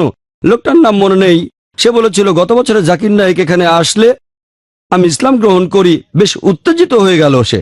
সেটা ঠিক ছিল না। সেটা আমাদের অনুষ্ঠানের সাথে খাপ খাচ্ছিল না। তবে এটা তার স্টাইল। সে উনাকে ইসলাম গ্রহণ করতে বলল। শ্রী শ্রী রবিশঙ্কর তখন রেগে গেলেন। সুদর্শন ক্রিয়ায় কোনো কাজ হয়নি। তাহলে Shri Shri Ravishankar art of living এর কথা প্রচার করছেন, অনেকেই তাকে ফলো করছে। তবে জোর করবেন না। সেই লোক তো জোর করেছিল না, অনুরোধ করেছিল। শ্রী শ্রী রবিশঙ্কর বললেন, সবাইকে ভালোবাসুন, এটা তার জীবন দর্শন। উনি বলতে পারেন, আপনার যদি নিজস্ব ধ্যান ধারণা থাকে আপনি সেটা প্রচার করতে পারেন। মানুষ পছন্দ করলে গ্রহণ করবে, জোর করবেন না। জোর করাটা ভুল। আপনি পিস্তল ঠেকিয়ে কাউকে বাধ্য করতে পারেন না। যদি এভাবে দেখেন তাহলে কোনো সমস্যা নেই। আশা করি উত্তরটা পেয়েছেন। এবারের প্রশ্ন মহিলাদের মধ্য থেকে। আসসালামু আলাইকুম। আর্ট অফ লিভিং এর কোনো লোক রিভার্ট হয়েছে বা তাদের প্রতিক্রিয়াটা কেমন? আর্ট অফ লিভিং এর প্রতিক্রিয়ার কথা যদি বলতে হয়, এখানে আমাদের সব ধরনের অভিজ্ঞতাই হয়েছে। শ্রী শ্রী রবিশঙ্করের সাথে 50 থেকে 100 জনের মতো লোক এসেছিল। তাদের সবাইকে ভিআইপি সেকশনে বসানো হয়েছিল। সেখানে অনেক ফরেনার ছিল বিভিন্ন দেশের, আপনারাও দেখেছেন। তাদের মধ্যে মহিলাও ছিল। তবে আমরা সেখানে পুরুষ নারীদের একসাথে বসেছি, কারণ তারা আমাদের গেস্ট। আপনারা দেখবেন যে উনি যে কথাই বলছিলেন লোকজন তাতে তালি দিচ্ছিল, অন্যরা সবাই ছড়িয়ে ছিটিয়ে ছিল। আর উনার সাথে যারা এসেছিল তারা উনার সব কথার শেষেই তালি দিচ্ছিল। এছাড়াও দর্শকদের মাঝে আরো অমুসলিম ছিল। আমরা পার্সেন্টেজটা জানি না। আনুমানিকভাবে অনেকে বলেছে 25% হিন্দু আর 75% মুসলিম ছিল। কেউ বলেছে 1 ভাগ হিন্দু আর 2 ভাগ মুসলিম। আমি জানি না এটা। তবে মনে হয় মুসলিমরাই সংখ্যায় বেশি ছিল। আর অনেক হিন্দুও সেখানে ছিল। শ্রী শ্রী রবিশঙ্করের সাথে যারা এসেছিল তারা তার প্রতি সহানুভূতি দেখাচ্ছিল। ও ডক্টর জাকির নায়েকের এভাবে বলা উচিত হয়নি। আমি তো টপিকের উপরে ছিলাম। আমি তো টপিকের উপরে কথা বলেছি, কোনো ধর্মের সমালোচনা করিনি। আমি সত্য কথাটা বলেছি। তবে সেখানে আরো অনেক লোক ছিল। এরকম একজন অনুষ্ঠান শেষ হওয়ার পরে ভিড়ের কারণে আমি গ্রিন রুমে চলে গিয়েছিলাম। তার প্রায় 20-30 মিনিট পরে আমি আবার বের হলাম। তখনও ভিড় ছিল। সেখানে বয়স্ক একজন লোক আমাকে খুঁজে বেড়াচ্ছিলেন। তার বুকের ব্যাজে শ্রী শ্রী রবিশঙ্করের একটা ছবি, তার নিচে লেখা উনি ভগবান বা এই টাইপের কিছু। সেই বয়স্ক লোক বললেন, ডক্টর জাকির নায়েক, আপনার কথা আমার খুব ভালো লেগেছে। এর আগে আমি শ্রী শ্রী রবিশঙ্করকে ভগবান বলে বিশ্বাস করতাম। এখন থেকে আমি আপনার অনুসারী। আমি বললাম, অনুসরণ করেন আলহামদুলিল্লাহ, তবে ইবাদত করবেন শুধু আল্লাহ সুবহানাহু ওয়া তাআলার। এরকম অনেক ঘটনা আমরা পরে জানতে পেরেছি। অনেক অমুসলিম, তাদের মধ্যে হিন্দু আছে, সেই অনুষ্ঠানে ইসলাম গ্রহণ করেছিল। জানতে পেরেছি সাউথ ইন্ডিয়ায় অনুষ্ঠানটা সরাসরি সম্প্রচার করা হয়েছিল। কেরালায়, চেন্নাইতে বড় স্ক্রিনে দেখানো হয়েছিল। হাজার হাজার মানুষ দেখেছে। এরকম একটা গ্রুপের সবাই ইসলাম গ্রহণ করেছে আলহামদুলিল্লাহ। আল্লাহ হেদায়েত করেছেন। আমরা শুধু প্রচার করব। এরকম কিছু খবর আমরা অনুষ্ঠান শেষ হওয়ার পরের দিনই পেয়েছিলাম। পরবর্তীতে আরো খবর পেতে লাগলাম, কেউ সেখানে ইসলাম গ্রহণ করেছে, কেউ পরে করেছে। আল্লাহ হেদায়েত করেছেন। আমরা কোনো জোর করিনি, জবরদস্তি করিনি। আমরা সত্য প্রচার করব। মানুষকে হেদায়েত করা আল্লাহ সুবহানাহু ওয়া তাআলার হাতে।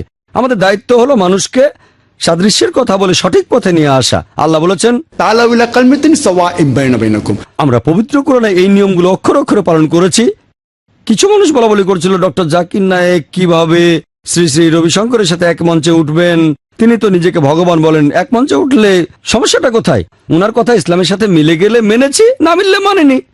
অনুষ্ঠান শুরু হওয়ার পরেও অনেকে এরকম ভাবছিল, না জানি কি হয়। আলহামদুলিল্লাহ সুম্মা আলহামদুলিল্লাহ।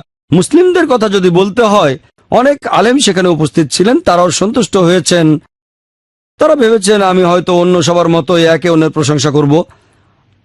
আলহামদুলিল্লাহ, আল্লাহ সাহায্য করেছিলেন আর তিনি অনেক মানুষকে হেদায়েত করেছেন। হ্যাঁ ভাই, সামনের ডানে। রাম এবং কৃষ্ণকে কি আল্লাহ তাআলার প্রেরিত রাসূল বলা যায়? আর বেদকে কি সর্বশক্তিমান আল্লাহর আসমানি কিতাব বলা যায়? ভাই প্রশ্ন করলেন যে রাম এবং কৃষ্ণকে আমরা আল্লাহর রাসূল বলে মেনে নিতে পারি কিনা, আর বেদকে আল্লাহ তাআলার আসমানি কিতাব বলা যায় কিনা। আমি সেদিনকার লেকচারেও এই কথাটা বলেছিলাম যে ইসলাম ধর্মে আল্লাহ পবিত্র কোরআনে বলেছেন, সূরা রদের 38 নম্বর আয়াতে উল্লেখ করা হয়েছে, ওয়ালিকুল্লি আজলিন কিতাব। প্রত্যেক যুগেই আল্লাহ তাআলা আমাদের জন্য আসমানি কিতাব পাঠিয়েছেন। কোরআনে এরকম মাত্র 4টা কিতাবের নাম বলা হয়েছে, তাওরাত, জাবুর, ইনজিল আর কোরআন। কিন্তু এ বাদেও আরো কিতাব পাঠানো হয়েছে, যেমন সুফে ইব্রাহিম ইত্যাদি, নামে 4টা। তবে সর্বশেষ ও চূড়ান্ত আসমানি কিতাব পবিত্র কোরআনের আগে যেসব কিতাব নাজিল হয়েছিল সেগুলো ছিল নির্দিষ্ট কোনো জাতির জন্য, আর সেগুলোর আদেশ নির্দেশও একটা নির্দিষ্ট সময় পর্যন্ত মেনে চলতে হতো। তবে কোরআন যেহেতু সর্বশেষ ও চূড়ান্ত আসমানি কিতাব, এটা শুধু মুসলিম বা আরবদের জন্য নাজিল হয়নি। সূরা ইব্রাহিমের 1 নম্বর আয়াতে আল্লাহ তাআলা বলেছেন যে আলিফ লাম র, এই কিতাব আমি নবী মুহাম্মদ সাল্লাল্লাহু আলাইহি ওয়াসাল্লামের উপর অবতীর্ণ করলাম যাতে করে তুমি মানুষকে অন্ধকার থেকে আলোতে ফিরিয়ে আনতে পারো। শুধু মুসলিম অথবা আরবদের জন্য নয়, পুরো মানুষ জাতিকে অন্ধকার থেকে আলোতে নিয়ে আসতে হবে। তাহলে কোরআন যেহেতু সর্বশেষ ও চূড়ান্ত আসমানি কিতাব, এটা শুধু মুসলিম বা আরবদের জন্য পাঠানো হয়নি, পাঠানো হয়েছে পুরো মানুষ জাতির জন্য। এই কথাটা পবিত্র কোরআনে অনেকবার আছে। সূরা ইব্রাহিমের 52 নম্বর আয়াতে আছে, সূরা বাকারার 185 নম্বর আয়াতে, এছাড়াও সূরা জুমারের 41 নম্বর আয়াতে বলা হয়েছে যে পবিত্র কোরআন পাঠানো হয়েছে পুরো মানুষ জাতির জন্য। তবে কোরআনের আগে যে কিতাবগুলো নাজিল হয়েছিল সেগুলো নির্দিষ্ট একটা জাতির জন্য, আর পালন করার কথা নির্দিষ্ট সময় পর্যন্ত। আপনি প্রশ্ন করলেন বেদকে আমরা আসমানি কিতাব বলে মনে করি কিনা। দেখেন, কোরআনের কোনো আয়াত অথবা নবীজি সাল্লাল্লাহু আলাইহি ওয়াসাল্লামের কোনো হাদিস বলছে না যে বেদ আল্লাহর আসমানি কিতাব। এটা আসমানি কিতাব কিনা বলতে পারবো না, আবার আসমানি কিতাব না তাও বলতে পারবো না। আমি বলবো হতে পারে, আমি জানি না। তবে তারপরও যদি আসমানি কিতাব হয়ে থাকে, ধরেন আমি তর্কের খাতিরে মেনে নিলাম যে বেদ আল্লাহর আসমানি কিতাব, আসলে মানছি না। তবে আসমানি কিতাব হলেও সেটা ছিল নির্দিষ্ট জাতি আর সময়ের জন্য। বর্তমানে পৃথিবীর সব মানুষ, সে থাকতে পারে ইন্ডিয়ায়, আমেরিকায় বা ইংল্যান্ডে অথবা সিঙ্গাপুরে, সবার এখন মেনে চলা উচিত সর্বশেষ ও চূড়ান্ত আসমানি কিতাব পবিত্র কোরআন।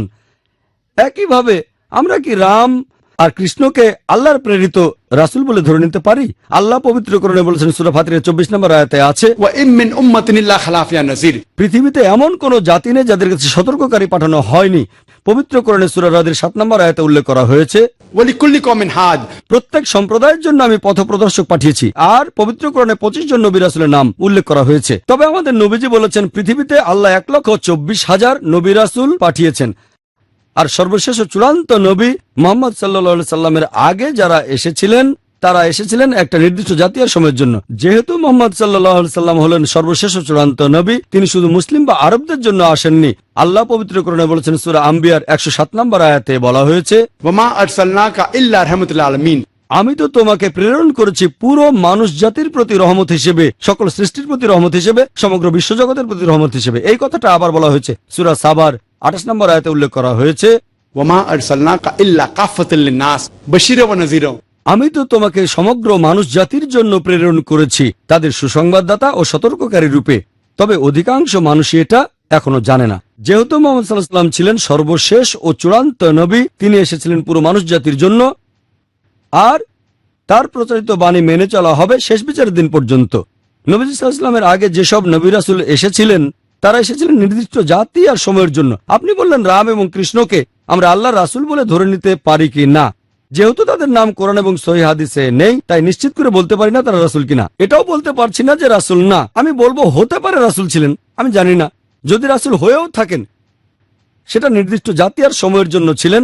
এখনকার দিনে পৃথিবীর সব মানুষ, সে থাকতে পারে ইন্ডিয়ায়, আমেরিকায়, ইংল্যান্ডে বা সিঙ্গাপুরে বা মালয়েশিয়ায়, আমরা সবাই এখন সর্বশেষ ও চূড়ান্ত নবী মুহাম্মদ সাল্লাল্লাহু আলাইহি ওয়াসাল্লামকে মেনে চলবো। আশা করি উত্তরটা পেয়েছেন। হ্যাঁ ভাই, সামনে থেকে না। এবার আমরা একটা মহিলাদের কাছ থেকে প্রশ্ন নেব। আসসালামু আলাইকুম ডাক্তার জাকির নায়েক, আপনার কাছে আমার প্রশ্ন, আমরা মুসলিমরা কি উনার ব্রিদিং টেকনিক সুদর্শন ক্রিয়া ব্যবহার করতে পারবো? বোন প্রশ্ন করলেন যে মুসলিমরা ওনার প্রচলিত ব্রিদিং টেকনিক সুদর্শন ক্রিয়া ব্যবহার করতে পারবে কিনা। আমি আসলে ওনার এই ব্রিদিং টেকনিকটা সম্পর্কে খুব বেশি জানি না। আমি এই সুদর্শন ক্রিয়াকে বাদ দিয়ে অন্যান্য বিষয়গুলোর উপরে বেশি নজর দিয়েছিলাম। এখানে নিয়ম হলো শ্রী শ্রী রবিশঙ্কর হোক বা অন্য যে কোনো হিন্দু গুরু, যদি সেই টেকনিকের কোনো কিছু ইসলামিক শরিয়ার বিরুদ্ধে যায়, সেটা বাদ দিতে হবে। সেটা বাদ। যদি সেটা কোরআন আর সহিহ হাদিসের কথা অনুযায়ী হয়, মেনে নেন, কোনো আপত্তি নেই। যদি না মেলে, বিরুদ্ধেও না যায়, তখন স্টাডি করতে হবে। সন্দেহজনক। বিরুদ্ধে গেলে বাদ দেবেন, হোক সেটা সবচেয়ে বড় গুরু স্টিভেন কোহেনের কথা অথবা অন্য যে কোনো গুরু। কোরআন হাদিসের বিরুদ্ধে গেলে মানবেন না, কারণ আল্লাহ হলেন সবচেয়ে বড় গুরু, তিনি 1 নম্বর। যদি বিরুদ্ধে যায় তাহলে বাদ দেন। যদি বিরুদ্ধে না যায় আর পক্ষেও না বলে, তাহলে রিসার্চ। এখন উনার ব্রিদিং টেকনিকের কথা যদি বলতে হয়, উনি বলেছেন মনোযোগ দেন। আরো বলেছেন প্রার্থনার সময়, এমনকি নামাজের সময়ও মন ঘুরে বেড়ায়। উনার কথায় এটা আপনার মনোযোগ বাড়াবে। আপনারা দেখবেন যে নামাজে অনেক উপকারিতা আছে। আমি একটা লেকচার দিয়েছিলাম, সালাহ দ্য প্রোগ্রামিং টুয়ার্ডস রাইচিয়াসনেস, সেখানে নামাজের অনেক উপকারিতার কথা বলেছি।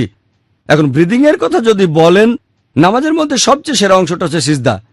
শ্রী শ্রী রবিশঙ্করের ব্রিদিং টেকনিকের একটা গুরুত্বপূর্ণ দিক হলো, উনি বলেছিলেন, আর মেডিকেল ডক্টর হিসেবে আমিও তার সঙ্গে একমত, যে আমাদের ফুসফুসের পুরো সামর্থ্যকে কখনোই ব্যবহার করি না। সাধারণ মানুষ তার ফুসফুসের মাত্র 2/3 ব্যবহার করে, বাকি 1 অংশকে বলা হয় রেসিডুয়াল এরিয়া।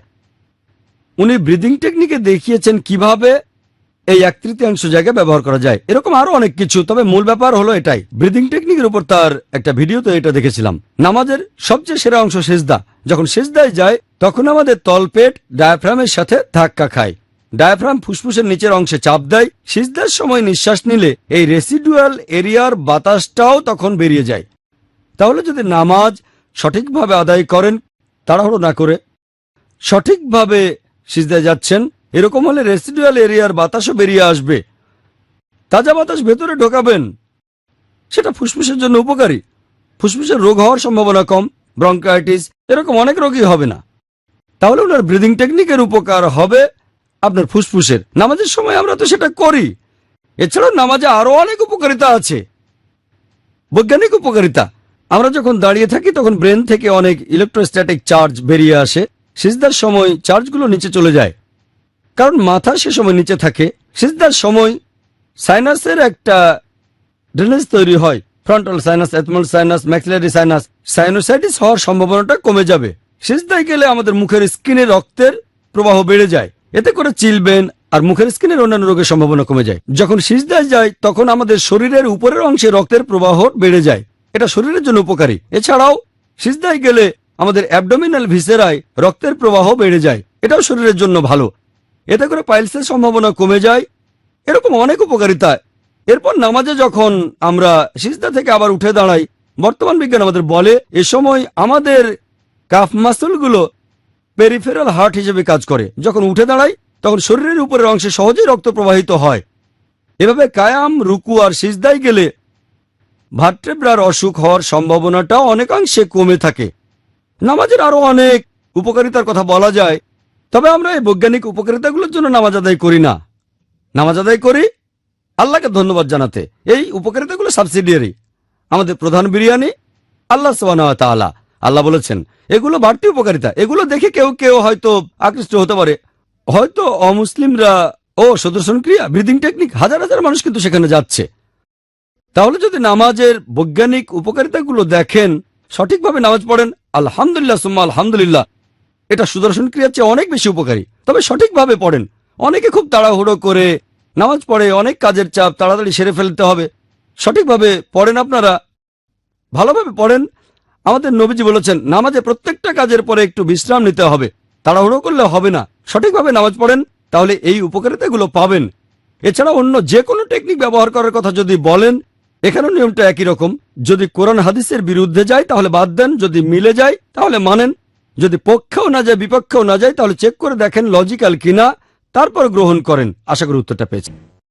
এখানে 2টা প্রশ্ন পুরুষদের থেকে, একটা প্রশ্ন মহিলাদের মধ্য থেকে নেব, এভাবেই চলতে থাকবে। তাহলে এবার পুরুষ ভাই প্রশ্ন করুন। আসসালামু আলাইকুম। আমরা মুসলিমরা দাবি করি যে ইসলাম বলপূর্বক প্রচার করা হয়নি, কিন্তু অনেক অমুসলিম বলে থাকতেন যে সাহাবাদের সময়ে অমুসলিম দেশগুলিকে মাত্র 3টি চয়েস দেওয়া হতো, হয় যুদ্ধ করো, বা শান্তির প্রতিষ্ঠা, অথবা তারা অর্থ দেবে। এটার আপনি কিভাবে জবাব দেবেন? ভাই, আপনি প্রশ্ন করলেন যে অনেকেই অভিযোগ করে ইসলাম তরবারির মাধ্যমে প্রচার করা হয়েছে। সাহাবেগণের সময় মুসলিমদের 3টা অপশন দেওয়া হতো, যুদ্ধ, শান্তি, নয়তো মুসলিমদের ট্যাক্স দেবে। কিভাবে এটার উত্তর দেব? প্রশ্নটার একটা সুন্দর উত্তর দিয়ে গেছেন ডিলেসি ওলেরি, বিখ্যাত ঐতিহাসিক। তার লেখা একটা বই ইসলাম এট দ্য ক্রস রোড, সেখানে তিনি লিখেছেন যে ইতিহাসে এটা পরিষ্কার যে উগ্রপন্থী মুসলিমরা পুরো পৃথিবী জুড়ে ঘুরে বেড়াচ্ছে আর তরবারি দিয়ে সবাইকে ইসলাম গ্রহণে বাধ্য করছে। বেশিরভাগ ঐতিহাসিকই এই আজগুবি কল্পকাহিনীটা বারবার বলেছেন। উনি বলেছেন কল্পকাহিনী। হ্যাঁ, প্রত্যেক সম্প্রদায়ের মধ্যেই কিছু কুলাঙ্গার থাকে, কিন্তু সাহাবিগণের সময় না। পরবর্তীতে অনেকেই হয়তো তরবারির জোরে অন্যকে ইসলাম গ্রহণে বাধ্য করছে, তবে এরকম কুলাঙ্গার সব সম্প্রদায়ের ভেতরেই থাকে। ইসলাম এরকম শিক্ষা দেয় না।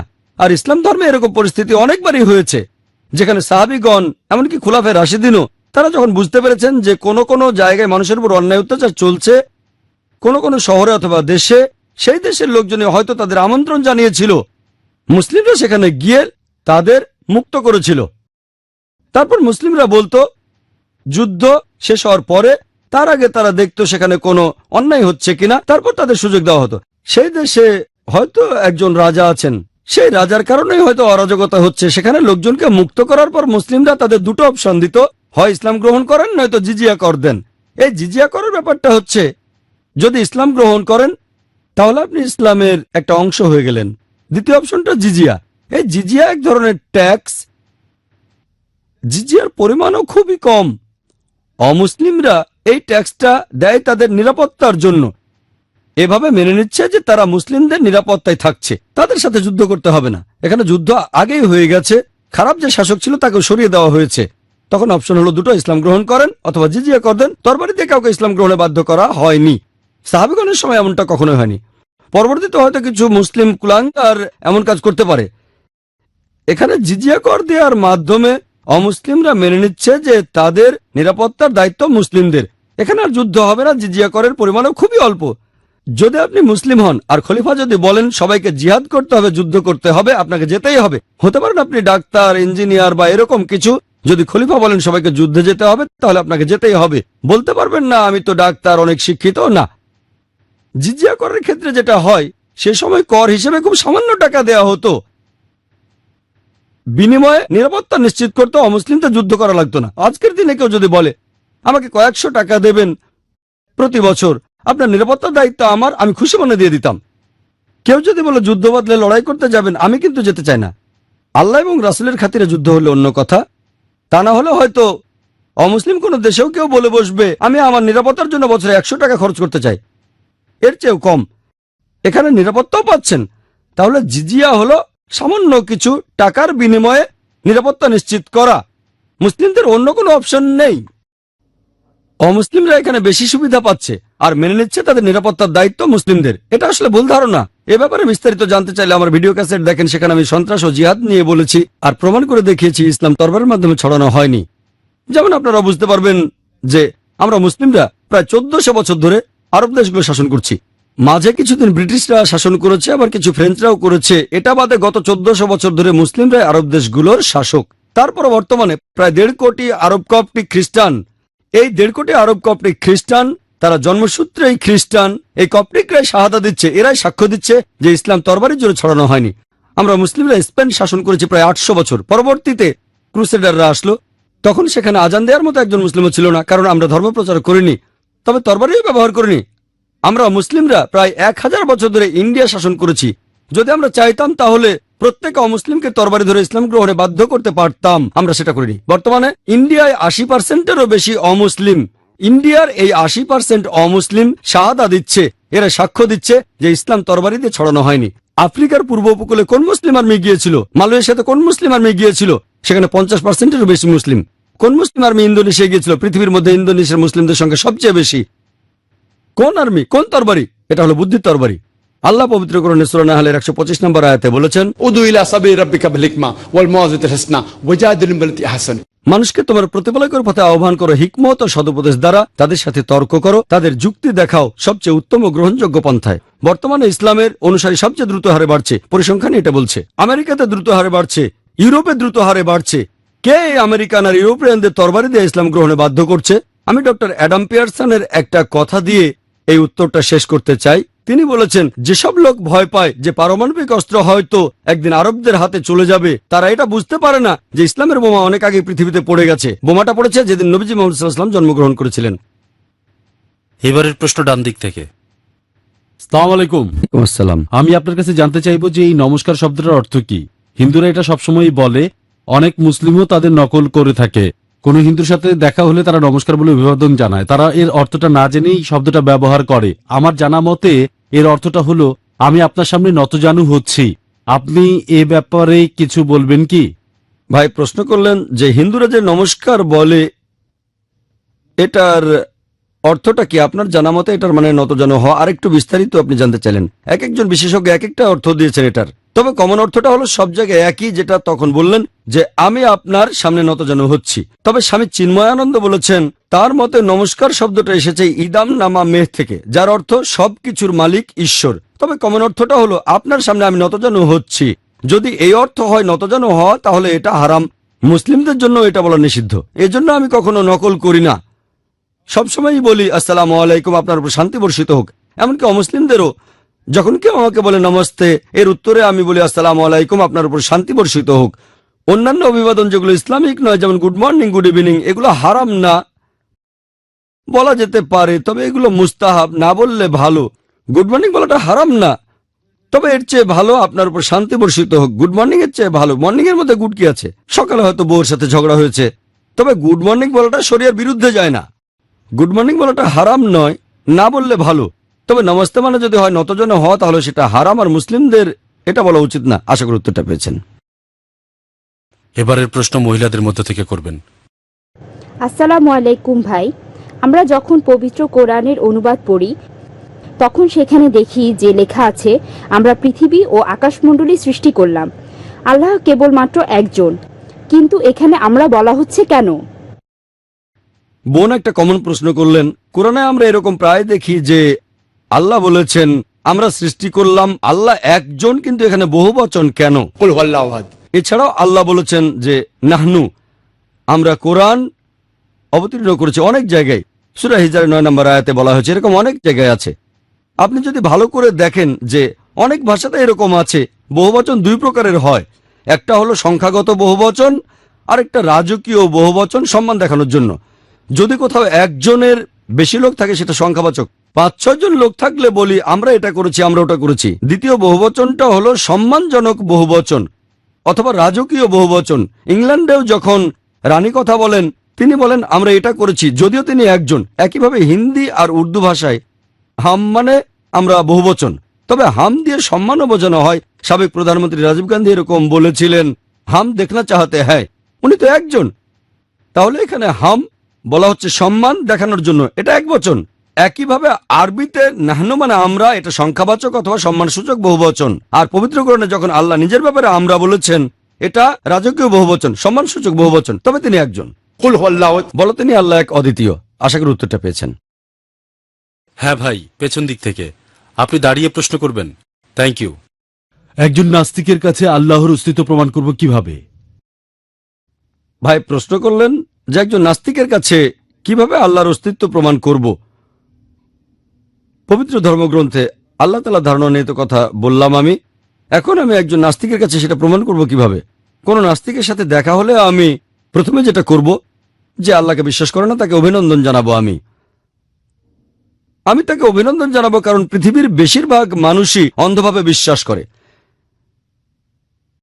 বেশিরভাগ ক্ষেত্রে কেউ হিন্দু কারণ তার বাবা হিন্দু, কেউ খ্রিস্টান কারণ তার বাবা খ্রিস্টান, আমাদের অনেকে মুসলিম কারণ বাবা মুসলিম। আর এই নাস্তিক ভাবছে সেও একটা ধর্মীয় পরিচয়ে বড় হয়েছে, কিন্তু তার মনে হয়েছে যে তার বাবা যে ঈশ্বরের পূজা করে সেটা আসলে কোনো ঈশ্বর না, তাই ঈশ্বরকে অস্বীকার করে। আমি তাকে অভিনন্দন জানাবো, কারণ সে ইসলামিক শাহাদা, ইসলামিক ধর্মবিশ্বাসের প্রথম অংশটা মেনে নিয়েছে, লা ইলাহা, কোনো উপাস্য নেই। এখন তাকে বলাতে হবে ইল্লাল্লাহ, সেটা আমি করতে পারবো ইনশাল্লাহ। তাকে অভিনন্দন জানাবো তার কারণ সে ইসলামী ধর্মবিশ্বাসের প্রথম অংশটা মেনে নিয়েছে, লা ইলাহা। আল্লাহ পবিত্র কোরআনে বলেছেন, তাআলাউ ইলা কালিমাতিন সাওয়াইন বাইনা বাইনাকুম। এসো সেই কথায় যা তোমাদের ও আমাদের মধ্যে এক। যদিও সেটা নাস্তিক, একজন নাস্তিকের সাথে আমাদের সাদৃশ্য হলো লা ইলাহা, কোনো উপাস্য নেই। নাস্তিকের ক্ষেত্রে অর্ধেক কাজটা হয়ে গেছে। এবারে অন্যান্য অমুসলিম যারা ভুল ঈশ্বরের উপাসনা করে, প্রথমে তাদের বোঝাতে হবে তারা যে ঈশ্বরের পূজা করে সেটা আসলে কোন ঈশ্বর না, তারপর তাদের সামনে আল্লাহ তাআলার অস্তিত্ব প্রমাণ করতে হবে। এখানে অর্ধেক কাজ তো হয়ে গেছে, সে অলরেডি বলেছে লা ইলাহা, কোনো উপাস্য নেই। এখন তাকে বোঝাতে হবে ইল্লাল্লাহ, আল্লাহ ছাড়া, সেটা আমি করবো ইনশাল্লাহ। আমার অর্ধেক কাজ তো। কোন নাস্তিককে আমি প্রথমেই প্রশ্ন করব যে মনে করেন এমন একটা যন্ত্র, একটা ইকুইপমেন্ট যেটা পৃথিবীর কোনো মানুষ আগে দেখেনি, সেই যন্ত্রটা যদি আপনার সামনে আনা হয়, পৃথিবীর কোনো মানুষ যেটা আগে দেখেনি, যদি সেটা আপনার সামনে এনে জিজ্ঞেস করা হয় এই যন্ত্রটা কিভাবে কাজ করে, এই যন্ত্রটা সম্পর্কে আপনাকে কে বলতে পারবে, তার উত্তর কি হতে পারে?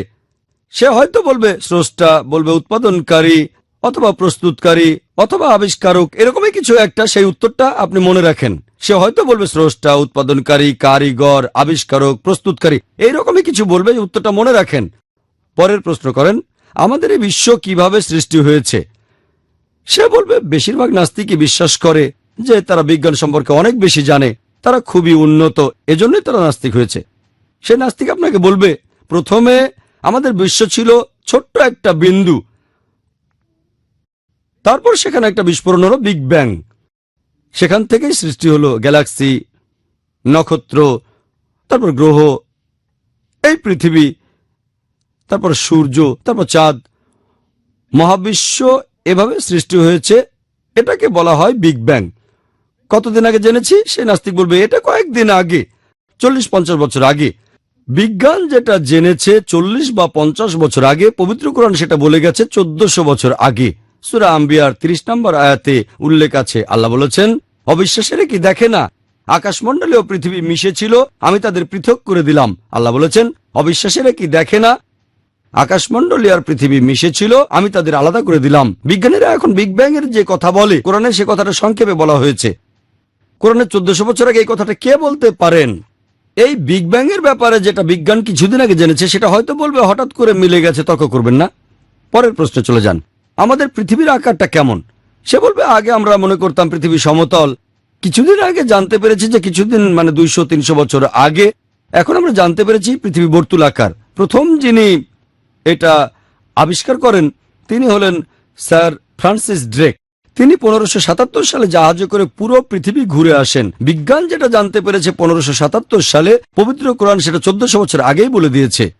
সূরা নাজিয়াতের 30 নম্বর আয়াতে উল্লেখ করা হয়েছে, বলা হয়েছে, وَالْأَرْضَ بَعْدَ ذَلِكَ دَحَاهَا। এবং তিনি পৃথিবীকে বানিয়েছেন ডিম্বাকৃতি। এই আরবি শব্দ দাহাহা এর একটা অর্থ বিস্তৃত, আরেকটা অর্থ, এই শব্দটা এসেছে আরবি দুইয়া থেকে, যার অর্থ ডিম। এখন আমরা জানি যে পৃথিবী বলের মতো গোলাকার নয়, এটা পূর্ব পশ্চিমে কিছুটা চাপা, তার মানে বর্তুলাকার। এই আরবি শব্দ দুইয়া এটা কোনো সাধারণ ডিমকে বোঝাচ্ছে না, এটা আসলে বোঝাচ্ছে উট পাখির ডিমকে। তাহলে পৃথিবী যে বর্তুলাকার এটা কোরআন 1400 বছর আগেই বলে দিয়েছে। এভাবে কে বলতে পারেন?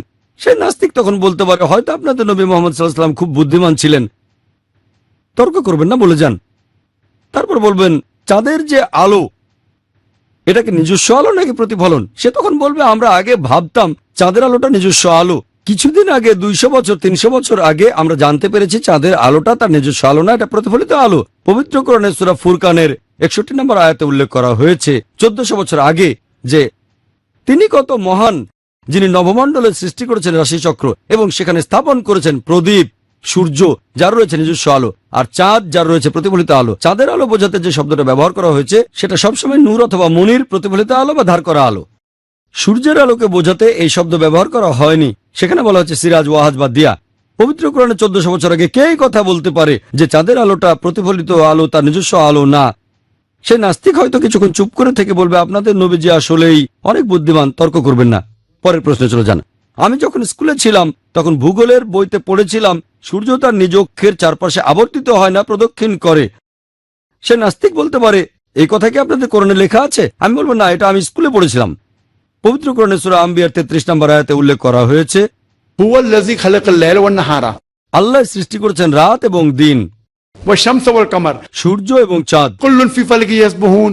প্রত্যেকেই তার নিজ কক্ষপথে বিচরণ করে। এখানে যে আরবি শব্দটা সেটা ইয়াজ বাহুন, এটা দিয়ে চলন্ত কোনো কিছুর গতিকে বোঝানো হচ্ছে। আর শব্দটা যদি গ্রহ নক্ষত্রের বেলায় করা হয় তার মানে প্রদক্ষিণ করার পাশাপাশি তারা নিজ অক্ষের চারপাশে আবর্তিত হচ্ছে। আধুনিক যন্ত্রপাতির সাহায্যে আমরা টেবিলের উপরে সূর্যের একটা ইমেজ আনতে পারি, সেখানে দেখবেন কিছু কালো স্পট, আর স্পটগুলো আনুমানিক 25 দিনে পুরো আবর্তিত হয়ে আগের জায়গায় ফিরে আসে। তার মানে নিজ অক্ষের চারপাশে ঘুরে আসতে সূর্যের আনুমানিক 25 দিন লাগে।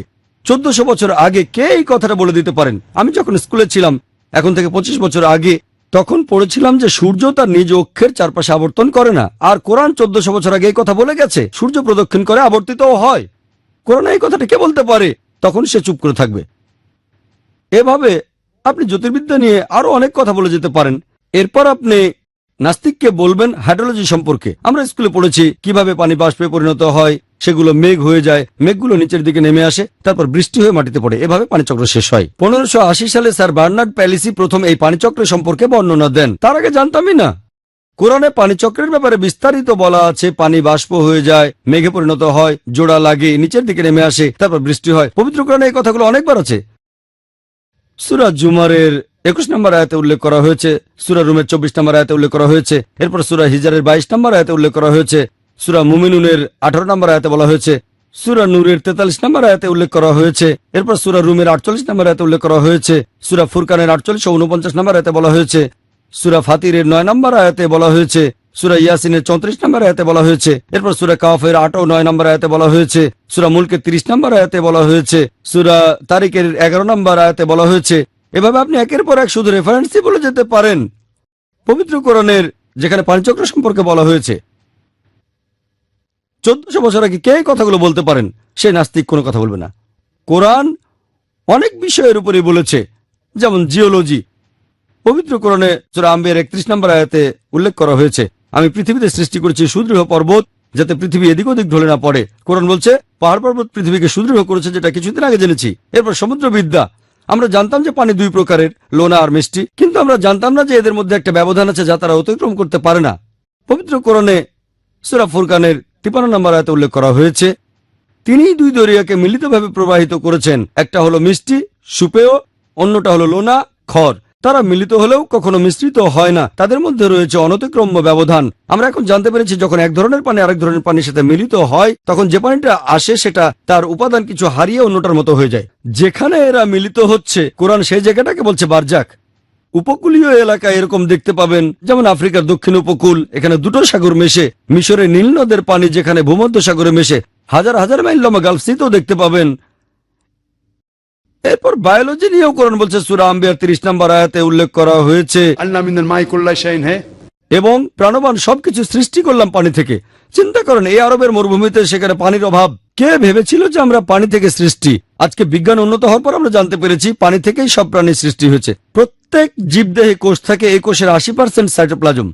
প্রত্যেক প্রাণীর শরীরে 50 থেকে 80% পানি আছে। পবিত্র কোরআনে সূরা নূরের 45 নম্বর আয়াতে বলা হয়েছে, আল্লাহ সমস্ত জীব সৃষ্টি করেছেন পানি থেকে। এরপর সূরা ফুরকানের 54 নম্বর আয়াতে বলা হয়েছে যে আল্লাহ মানুষকে সৃষ্টি করেছেন পানি থেকে। এগুলো সব বায়োলজি নিয়ে। পবিত্র কোরআনে সূরা রাদের 3 নম্বর আয়াতে বলা হয়েছে, তিনি উদ্ভিদ সৃষ্টি করেছেন জোড়ায় জোড়ায়। গাছের মধ্যে পুরুষ নারী আছে, আগে জানতাম না। এই কথাগুলো কে বলতে পারেন? এরপর জিওলজি, পবিত্র কোরআনে বিভিন্ন পশু পাখি সম্পর্কে বলা হয়েছে, এটা সূরা আনামের 38 নম্বর আয়াতে আছে। তারপর মৌমাছির কথা বলা হয়েছে সূরা নাহলের 68 ও 69 নম্বর আয়াতে। কোরআনে মাকড়সার জীবন নিয়েও বলা হয়েছে, এটা আছে সূরা আনকাবুতের 41 নম্বর আয়াতে। পিঁপড়ার জীবনযাত্রা সম্পর্কে বলা হয়েছে সূরা নামলের 17 ও 18 নম্বর আয়াতে। জিওলজি সম্পর্কে বলেছে 1400 বছর আগে। কে কথাগুলো বলতে পারেন? এরপর কোরআনে বলা হয়েছে মেডিসিন সম্পর্কে, মধুর মধ্যে রয়েছে মানুষের জন্য আরোগ্য। সূরা নাহলের 68 ও 69 নম্বর আয়াতে এটা আছে। আমরা আগে জানতাম না। কোরআন ফিজিওলজি সম্পর্কেও বলেছে, কিভাবে দুধ উৎপন্ন হয় আর রক্ত প্রবাহিত হয়। এটা বলা হচ্ছে সূরা নাহলের 66 নম্বর আয়াতে। বিজ্ঞান কিছুদিন আগে জেনেছে। কোরআন মানুষের ভ্রূণের বিভিন্ন স্তর নিয়ে বলেছে। কোরআন জেনেটিক্স নিয়ে বলেছে। পুরুষের শুক্রাণু সন্তানের লিঙ্গ নির্ধারণ করে। সূরা নাজমের 45 নম্বর আয়াতে এটা বলা হয়েছে। এছাড়াও সূরা কিয়ামার 37 থেকে 39 নম্বর আয়াতেও বলা হয়েছে। এরকম আরো অনেক। কোরআনে কে এই কথাগুলো বলতে পারেন? এগুলো কে বলতে পারেন? তখন সেই নাস্তিক শুধু একটা উত্তরই দেবে, স্রষ্টা, উৎপাদনকারী, প্রস্তুতকারক, আবিষ্কারক। এই স্রষ্টা, এই উৎপাদনকারী, এই প্রস্তুতকারক, এই কারিগর, আমরা মুসলিমরা তাকে বলি আল্লাহ। এজন্য ফ্রান্সিস বেকন বলেছেন, বিজ্ঞান সম্পর্কে অল্প জানলে আপনি নাস্তিক হয়ে যাবেন, বেশি জানা শুরু করলে আপনি ঈশ্বরে বিশ্বাস করবেন। আর এখনকার বিজ্ঞান কিন্তু ঈশ্বরকে বাদ দিচ্ছে না, ঈশ্বরের বিভিন্ন মডেলকে বাদ দিচ্ছে। লা ইলাহা ইল্লাল্লাহ। তাহলে পবিত্র কোরআনের সাহায্যে আমরা একজন নাস্তিকের কাছে আল্লাহর অস্তিত্ব প্রমাণ করতে পারি। এই সিস্টেম বিভিন্ন ধর্মগ্রন্থের ক্ষেত্রেও প্রয়োগ করতে পারেন। হতে পারে সেটা বাইবেল, হতে পারে বেদ। অন্য ধর্মের পবিত্র গ্রন্থগুলো সময়ের এই পরীক্ষায় পাশ করবে না। যদি বিজ্ঞান দিয়ে পরীক্ষা করেন, বেদ আর বাইবেলে অনেক বৈজ্ঞানিক তথ্য আছে, তবে বাইবেল ও বেদে অনেক অবৈজ্ঞানিক তথ্যও আছে। বিজ্ঞান দিয়ে অন্য ধর্মের গ্রন্থগুলোকে পরীক্ষা করেন, পাশ করবে না। কিন্তু যদি কোরআনকে পরীক্ষা করেন, আলহামদুলিল্লাহ, কোরআন হলো আল্লাহ সুবহানাহু ওয়া তাআলার সর্বশেষ ও চূড়ান্ত আসমানী কিতাব। আল্লাহ আমাদের স্রষ্টা, তিনি সবচেয়ে বড় বিজ্ঞানী। এটাই একমাত্র বই যেটা দিয়ে আমরা আল্লাহ সুবহানাহু ওয়া তাআলার অস্তিত্ব প্রমাণ করতে পারি। আশা করি উত্তরটা পেয়েছেন। হ্যাঁ ভাই, পেছন দিক থেকে আপনি দাঁড়িয়ে প্রশ্ন করবেন। Thank you. সালাম আলাইকুম ও রহমতুল্লাহ বারাকাতুহু। ভাই, এটা ওই প্রশ্নেরই মতো। আসলে আমি চ্যাট করছিলাম সাইটে আর রিলিজন রুমে, আর বুঝলেন কিনা একজন আমাকে জিজ্ঞেস করলো, ঈশ্বর সম্পর্কে তোমার ধারণা কি? যেই আমি বলেছি যে ঈশ্বরের শুরুও নেই শেষ নেই, তখন তারা বলতে শুরু করলো যে জিনিসের শুরুও নেই শেষও নেই, তার মানে সে জিনিসের কোনো অস্তিত্বও নেই। অতএব এটাই কি একমাত্র উপায় প্রমাণ করার? একমাত্র কে হতে পারে যাকে বলে সৃষ্টিকর্তা? এই ব্যাপারে প্রমাণ করার আর কোনো উপায় আছে কি যে আল্লাহ সুবহানাহু ওয়া তাআলার কোনো শুরুও নেই আর শেষও নেই? ভাই প্রশ্ন করলেন যে একজন নাস্তিকের কাছে আল্লাহ তাআলা সম্পর্কে বলার সময় আপনি বলেছিলেন আল্লাহ একজন, তার কোনো শুরু নেই, কোনো শেষও নেই। সে বলল যার শুরু বা শেষ নেই তার তো কোনো অস্তিত্বই নেই। এটা সৃষ্টি করা জিনিসের ক্ষেত্রে খুবই সত্যি কথা। যেটা সৃষ্টি করা হয়েছে তার একটা শুরু থাকবে আর একটা শেষও থাকবে, কিন্তু যাকে সৃষ্টি করা হয়নি তার শুরু থাকবে না। আল্লাহ তাআলাকে সৃষ্টি করা হয়নি, আল্লাহ তাআলা বাদে মহাবিশ্বের সবকিছুর একটা শুরু আছে, শেষও আছে। শুধু আল্লাহ একমাত্র ব্যতিক্রম, কারণ তিনি স্রষ্টা, তিনি সৃষ্টি নন। তাহলে আমি আপনার সঙ্গে একমত, সৃষ্টি করা কোনো কিছু নিয়ে বললে সে নাস্তিকের কথাটা ঠিক আছে। সৃষ্ট জিনিসের একটা শুরু থাকবে, কিন্তু আল্লাহকে সৃষ্টি করা হয়নি। যেহেতু তাকে সৃষ্টি করা হয়নি তার কোনো শুরু নেই, কোনো শেষও নেই। আমি যে যুক্তিটা ব্যবহার করি সেটাই সবচেয়ে সেফ আর সায়েন্টিফিক। মানুষ অন্যভাবে যুক্তি দেখাতে গিয়ে বলে যে সবকিছুর একটা স্রষ্টা আছে, সূর্যের স্রষ্টা আছে, চাঁদের স্রষ্টা আছে, আমাদের স্রষ্টা আছে। একজন স্রষ্টা অবশ্যই থাকবেন, এই স্রষ্টাকে আল্লাহ। তখন পাল্টা প্রশ্ন শুনবেন, সবাই যদি সৃষ্টি হয়ে থাকে তাহলে আল্লাহকে সৃষ্টি করেছে কে? ব্যাস শেষ। সেজন্য আমি কখনোই বলি না যে সবকিছুরই স্রষ্টা আছে। সেই নাস্তিকই আমাকে বলবে, যে প্রথম এর মেকানিজম বলতে পারবে সে এটা স্রষ্টা। আমি বলবো না যে সবকিছুরই স্রষ্টা আছে। এখানে আমি আমার নিজের বলা যুক্তিতে আটকে যাব না।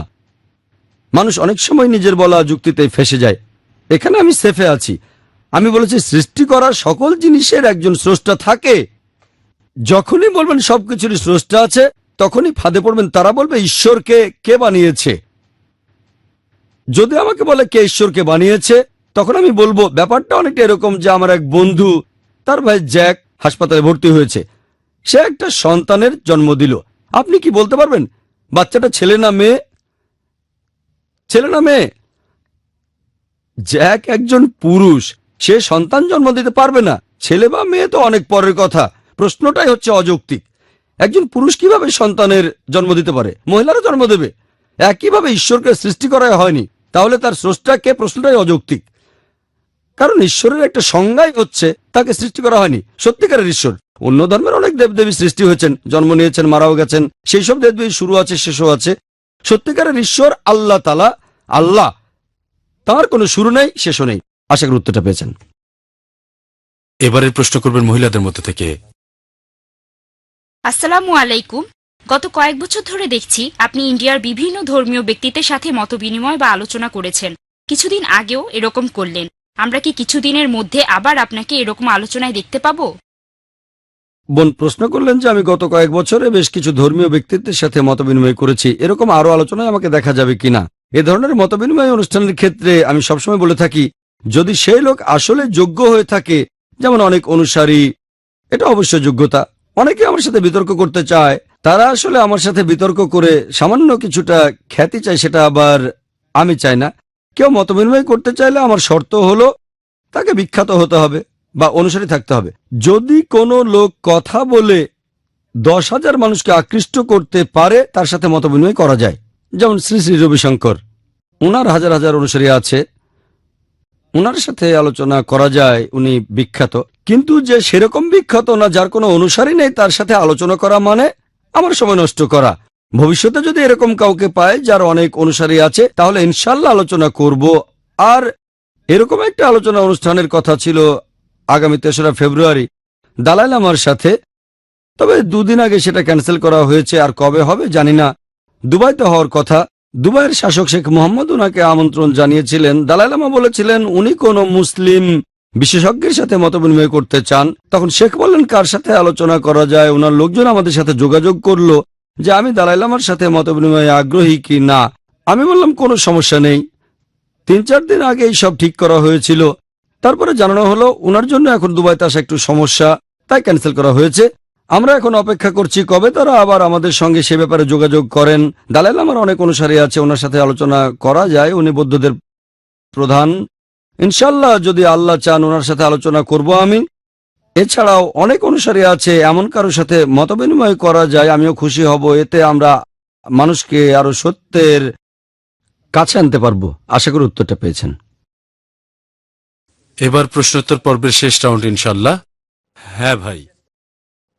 জাকির ভাই, সবসময় কেন এরকম হয় যে আপনি যাদের সাথে মত বিনিময় করছেন তারা আলোচনার মূল টপিক থেকে সরে যাচ্ছেন, যেমন ডক্টর ক্যাম্পবেল, ওনার সাথে আলোচনার টপিক ছিল ইসলাম, খ্রিস্টান ধর্ম আর আধুনিক বিজ্ঞান, কিন্তু উনি শুধু ইসলামের বিরুদ্ধে বলেছেন। পরে আপনি বাইবেল নিয়ে বললে উনি উত্তর দিয়েছিলেন অনুষ্ঠানের আয়োজকরা কেন টপিকের ভেতর থাকতে বলেন না। আহমেদ দিদাদের ক্ষেত্রেও এরকম ঘটনা ঘটেছে। এরকম পরিস্থিতিতে আয়োজকরা কেন উদ্যোগ নেন না? কেন?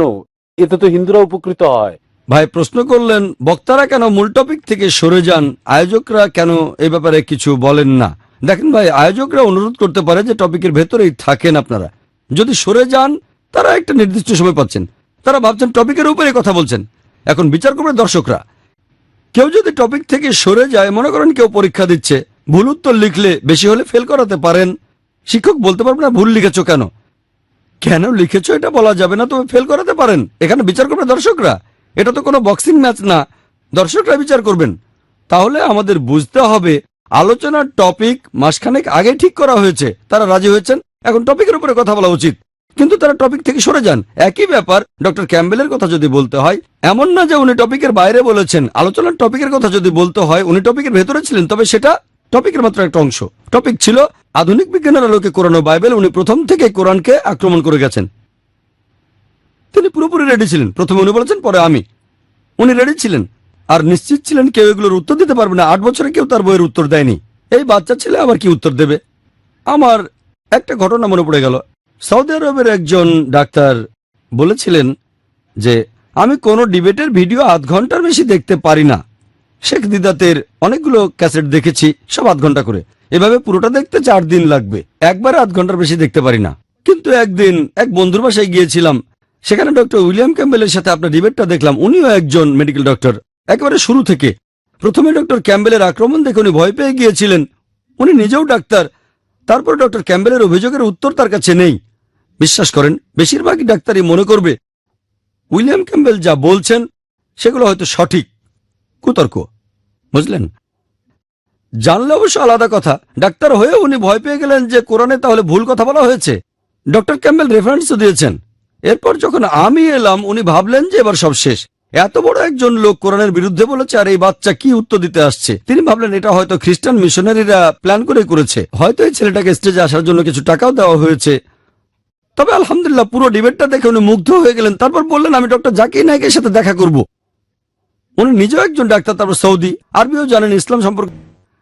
এখন ডক্টর উইলিয়াম ক্যাম্বেলের কথা যদি বলতে হয়, সেই ডিবেটে উনি টপিকের একটা অংশ নিয়ে বলেছেন, কারণ তার উদ্দেশ্যই ছিল ইসলামকে আক্রমণ করার। ভেবেছিলেন এই জাকির নায়েক কি করতে পারবে। আমি টপিকের মধ্যে ছিলাম, কোরআন সম্পর্কে বলেছি। আমি ওনার সব অভিযোগের উত্তর দেয়নি, আমি কাদা ছড়াছড়ি করতে চাইনি, সোনার হরিণের পেছনে দৌড়ায়নি। যদি শুধু তার অভিযোগের উত্তর দিতাম তাহলে দ্বিতীয় অংশের কি হতো? আমরা যখন ডিবেটের জন্য ট্রেনিং দেই তখন ছাত্রদের বলি আপনাকে কিন্তু টপিকের ভেতরেই থাকতে হবে। যদি বক্তা বিপক্ষে কোনো কথা বলে কিছু সময় দেন, সেখানে পুরো সময়টা খরচ করবেন না। আমার লেকচারটা সেভাবেই সাজিয়েছিলাম। একটা অংশে আমি ওনার অভিযোগের উত্তর দিয়েছি, এভাবে ওনার প্রায় 80% অভিযোগের উত্তর দিয়েছি। ইসলাম সম্পর্কেও বলেছি। আমি এক ঢিলে 2 পাখি মেরেছি। এছাড়াও লেকচারের অর্ধেক সময় আমি বাইবেল নিয়ে কথা বলেছি। উনি নিশ্চিত ছিলেন যে আমি ওনার অভিযোগের উত্তর দিতে পারবো না। যীশু খ্রিস্ট ঈশ্বর, এ ব্যাপারেও উনি বলেছেন, সেটা টপিকের বাইরে। উনি ভেবেছিলেন তার অভিযোগের উত্তরে দিতে পারবো না আমি। সেখানে আমি যীশু খ্রিস্টকে নিয়েও কিছু কথা বলেছি। উনি অবাক হলেন। আপনারা দেখবেন যে সে সময় তার মুখ সাদা থেকে লাল হয়ে যাচ্ছে। উনি স্বীকারও করেছেন যে বাইবেলে বেশ কিছু ভুল আছে, তাকে বাইবেল পড়ে দেখাতে হবে। উনি যীশু খ্রিস্টকে নিয়েও কিছু গল্প বলেছেন যেগুলো টপিকের বাইরে। টপিক নিয়ে বলা শেষ হলে আপনি যে কোনো বিষয়ে কথা বলতে পারেন। শ্রী শ্রী রবিশঙ্করের বেলায় টপিক শেষ করে অন্য বিষয়ে বলেছি। উনার কিছু কথার উত্তর দিয়েছি, সেগুলো টপিকের বাইরে। কিছু অংশ উনার মতো করেই বলেছি। উনি ভাবলেন উনি একই কাজ করবেন, একই কাজ করার চিন্তাটা করেছিলেন। একটু অবাক হয়েছিলেন, তারপর কিছু গল্প বলে বোঝানোর চেষ্টা করলেন। এরপর আমি যখন আসলাম, ওনার অভিযোগগুলোর উত্তর দিয়েছি, গল্পের উত্তর দিয়েছি, সেগুলো টপিকের বাইরে, কারণ সময় ছিল। আয়োজকরা বাধা দিতে পারেন না, আমরা বলতে পারি, জোর করতে পারি না। ডিবেটে একটা টপিক দেয়া হয়, সবাই বোঝে টপিকের উপরই বলতে হবে। সরে গেলে সমস্যা তাদের। লেকচারের মাঝখানে তো বাধা দেওয়া যায় না। সময়ের কোটা পার হলে আয়োজকরা বাধা দিতে পারেন। এ ব্যাপারটা পরিষ্কার করে বলা হয়। অনেকেই সেটা না মেনে টপিকের বাইরে চলে যায়। তবে আমাদেরকে নিয়মটা মানতে হবে, কারণ আমরা সত্যের কথা প্রচার করছি। আল্লাহ পবিত্র কোরআনে বলেছেন, সূরা ইসরার 81 নম্বর আয়াতে বলা হয়েছে, वकुल जाल हक वजाकल बातिल इन्नल बातिल काना ज़ऊका। সত্য যখন মিথ্যার সামনে দাঁড়ায় মিথ্যা বিলুপ্ত হয়, কারণ মিথ্যা তার প্রকৃতিগত কারণে বিলুপ্ত হয়। আশা করি উত্তরটা পেয়েছেন। এবারে শেষ প্রশ্ন পেছন থেকে। হ্যাঁ ভাই, আপনি একটু দাঁড়িয়ে বলেন। সেদিন ব্যাঙ্গালোরের একজন বয়স্ক লোক মালা হাতে নিয়ে দাঁড়িয়েছিলেন। বুকে শ্রী শ্রী রবিশঙ্করের একটা ব্যাজও ছিল। উনি আপনার সাথে দেখা করতে যাচ্ছিলেন, লাইনে এসে দাঁড়ালেন। আমরা তাকে থামাই, ভেবেছিলাম উনি শ্রী শ্রী রবিশঙ্করের সাথে দেখা করতে যাচ্ছেন। আমরা তাকে বললাম যে উনি চলে গেছেন। তিনি তখন মালাটা নিয়ে দেখিয়ে বললেন, খোদাকে দেখতে এসেছি, শ্রী শ্রী নয়, জাকির নায়েকই সঠিক। আপনি যেভাবে সুন্দর করে বিভিন্ন ধর্ম থেকে উদ্ধৃতি দেন, হিন্দুরা তাতে ভুল পথে চলে যাচ্ছে। তারা মনে করছে আপনি ঈশ্বর, হয়তো আপনি হয়ে যাবেন পরবর্তী সাই বাবা। এ ব্যাপারে আপনার মতামত? ভাই একটা পয়েন্ট বললেন, আপনারাও খেয়াল রাখবেন, বিভিন্ন ধর্মগ্রন্থ থেকে আমি যেভাবে উদ্ধৃতি দেই তাতে অনেক হিন্দু আমাকে ঈশ্বর বলে মনে করে, সাই বাবা। আমি দোজখে যেতে চাই না, অন্যদেরও দোজখে নিতে চাই না। তাহলে যদি কেউ কখনো এ ধরনের কথা বলে, আপনাদের বলি আগে তার কথাটা শুনতে হবে। যেমন এখানে আমি বলেছি মেনে চলবেন আল্লাহকে। একবার আমি চেন্নাইতে লেকচার দিতে গিয়েছিলাম, সেখানে লেকচারের টপিক ছিল focus on Islam universal Brotherhood. Lecture শেষ হওয়ার পর এক ভাই এসে বলল ঈশ্বরের সাথে সাক্ষাতের খুব ইচ্ছে ছিল, এই প্রথম আমি ঈশ্বরের সাক্ষাৎ পেলাম। লেকচার শুনে তার খুব ভালো লেগেছে। আমি তাকে বললাম জাযাকাল্লাহ, আপনাকে অনেক ধন্যবাদ। তবে এরপর তাকে বললাম, দেখেন ইসলাম ধর্মে আপনি আল্লাহকে ইহকালে দেখতে পাবেন না। যদি ভালো লাগে তাহলে সেটা হবে আল্লাহ তাআলার বাণী, তার ইবাদত করবেন। অন্য ধর্মে এগুলো আছে বলেই মানুষ ভুল করে। অনেকে আমার পা ছোঁয়, আমি বলি না এটা শিরক। অনেকে বলে করুক না, সমস্যা কি? যখন করতে চাই করতে দেন, সমস্যা নেই কোনো। হ্যাঁ, কিছু কাজ করা যায়, যেমন হাতে চুমু খাওয়া, এই কাজটা শিরকের পর্যায়ে পড়ে না, আমরা অবশ্য করতে বলি না। তবে কিছু দেশের কালচারে হাতে চুমু খাওয়ার এই নিয়মটা আছে, কিন্তু যদি কাজটা ইসলামের বিরুদ্ধে চলে যায় তাহলে আপনাকেই থামাতে হবে, তা না হলে আপনাকে দোজখের আগুনে জ্বলতে হবে। এটা খুবই ইম্পর্ট্যান্ট। আর মুসলিমদের মধ্যেও দেখা যায় তারাও মুগ্ধ হয়। এরকম একবার, মানে গতকালের কথা, এক লোকের খুব ভালো লেগে গেছে আমাকে। সে দক্ষিণ আফ্রিকার লোক, বলল আপনার সঙ্গে দেখা করার খুব ইচ্ছা ছিল। আল্লাহ, রাসূল এবং সাহাবেগণের পরে ডক্টর জাকির নায়েক, তাদের কাছে ভালো লেগে গেছে। তবে তাকে বলতে হবে সাহাবিগণের পরে তাবেইন, তাবে তাবেইন, নিয়মটা তো মানতে হবে। মুগ্ধ হতেই পারেন, মুসলিমরা মুগ্ধ হয়। আলহামদুলিল্লাহ, এখানে তো আমরা বুঝতে পারছি না বুঝে এরকম করছে, এদের শুধরাতে হবে যে সাহাবিগণের পরে ডক্টর জাকির নায়েক না। আমাদের নবীজি মুহাম্মদ সাল্লাল্লাহু আলাইহি ওয়াসাল্লাম বলেছেন, প্রথমে হলেন সাহাবিগণ, তারপরে পরবর্তী 2 জেনারেশন তাবেইন, তারপর তাবে তাবেইন। এদের পরে আপনি যদি কাউকে 1 নম্বরে বসাতে চান আপনার ব্যাপার, আমরা কোরআন সুন্নাহ মেনে চলবো। আমাদেরকে আল্লাহ এবং তার রাসূলের নির্দেশগুলো মেনে চলতে হবে। প্রথমে আল্লাহ, তারপরে তার রাসূল। এভাবে কথা বলার সময় খেয়াল রাখবেন যেন সীমা না ছাড়িয়ে যান। এজন্য যারা লাইমলাইটে আছেন তারা আল্লাহর কাছে দোয়া করবেন, শয়তানের হাত থেকে রক্ষা করো। আমার কথা যদি বলেন, আলহামদুলিল্লাহ, রাতে এশার নামাজ পড়ার পরে আমি 2 রাকাত নফল নামাজ পড়ে আল্লাহর কাছে দোয়া করি শয়তান যেন আমার দ্বারা উপকৃত না হয়। আল্লাহ তাআলার সাহায্য করলে হয়তো আমি পারবো, তবে শয়তান এই লোকগুলোর পিছু লেগেছে। আল্লাহ পবিত্র কোরআনে বলেছেন, সূরা ফুরকানের 31 নম্বর আয়াতে উল্লেখ করা হয়েছে, প্রত্যেক নবীর জন্য আমি শত্রু করেছিলাম অপরাধীদের। এটা আলাদা ব্যাপার। আমরা নবীদের চেয়ে ছোট, সাহাবীগণের চেয়েও ছোট। তবে যেসব মানুষ এভাবে জনপ্রিয় হয়ে যায়, শয়তান তাদের ভুল পথে পরিচালিত করতে চায়। সেজন্য আউযুবিল্লাহি মিনাশ শাইতানির রাজিম, আমাদেরকে আল্লাহ সুবহানাহু ওয়া তাআলার পথে থাকতে হবে। আল্লাহর কাছে দোয়া করেন তিনি যেন আমাদের শয়তানের হাত থেকে রক্ষা করেন। মানুষ অনেক সময় ভুল পথে চলে যেতে পারে, আমরা আল্লাহ তাআলার কাছে দোয়া করতে পারি, আল্লাহ আমাদের ভুল পথে নিও না। এইসব খ্যাতি, টাকা পয়সা, এগুলো আখিরাতে জান্নাতের তুলনায় কিছুই না। এটা করা ভুল। এখন কেউ যদি ইসলামের কাছাকাছি আসতে চায় তাহলে আগে তার কথা শোনেন, হিকমতের সাথে তাকে আল্লাহর কাছাকাছি আনেন। উদু ইলা সাবিলি রাব্বিকা বিল হিকমা ওয়াল মাউযাতিল হাসানা ওয়াজাদিল বিল্লাতি হাসান।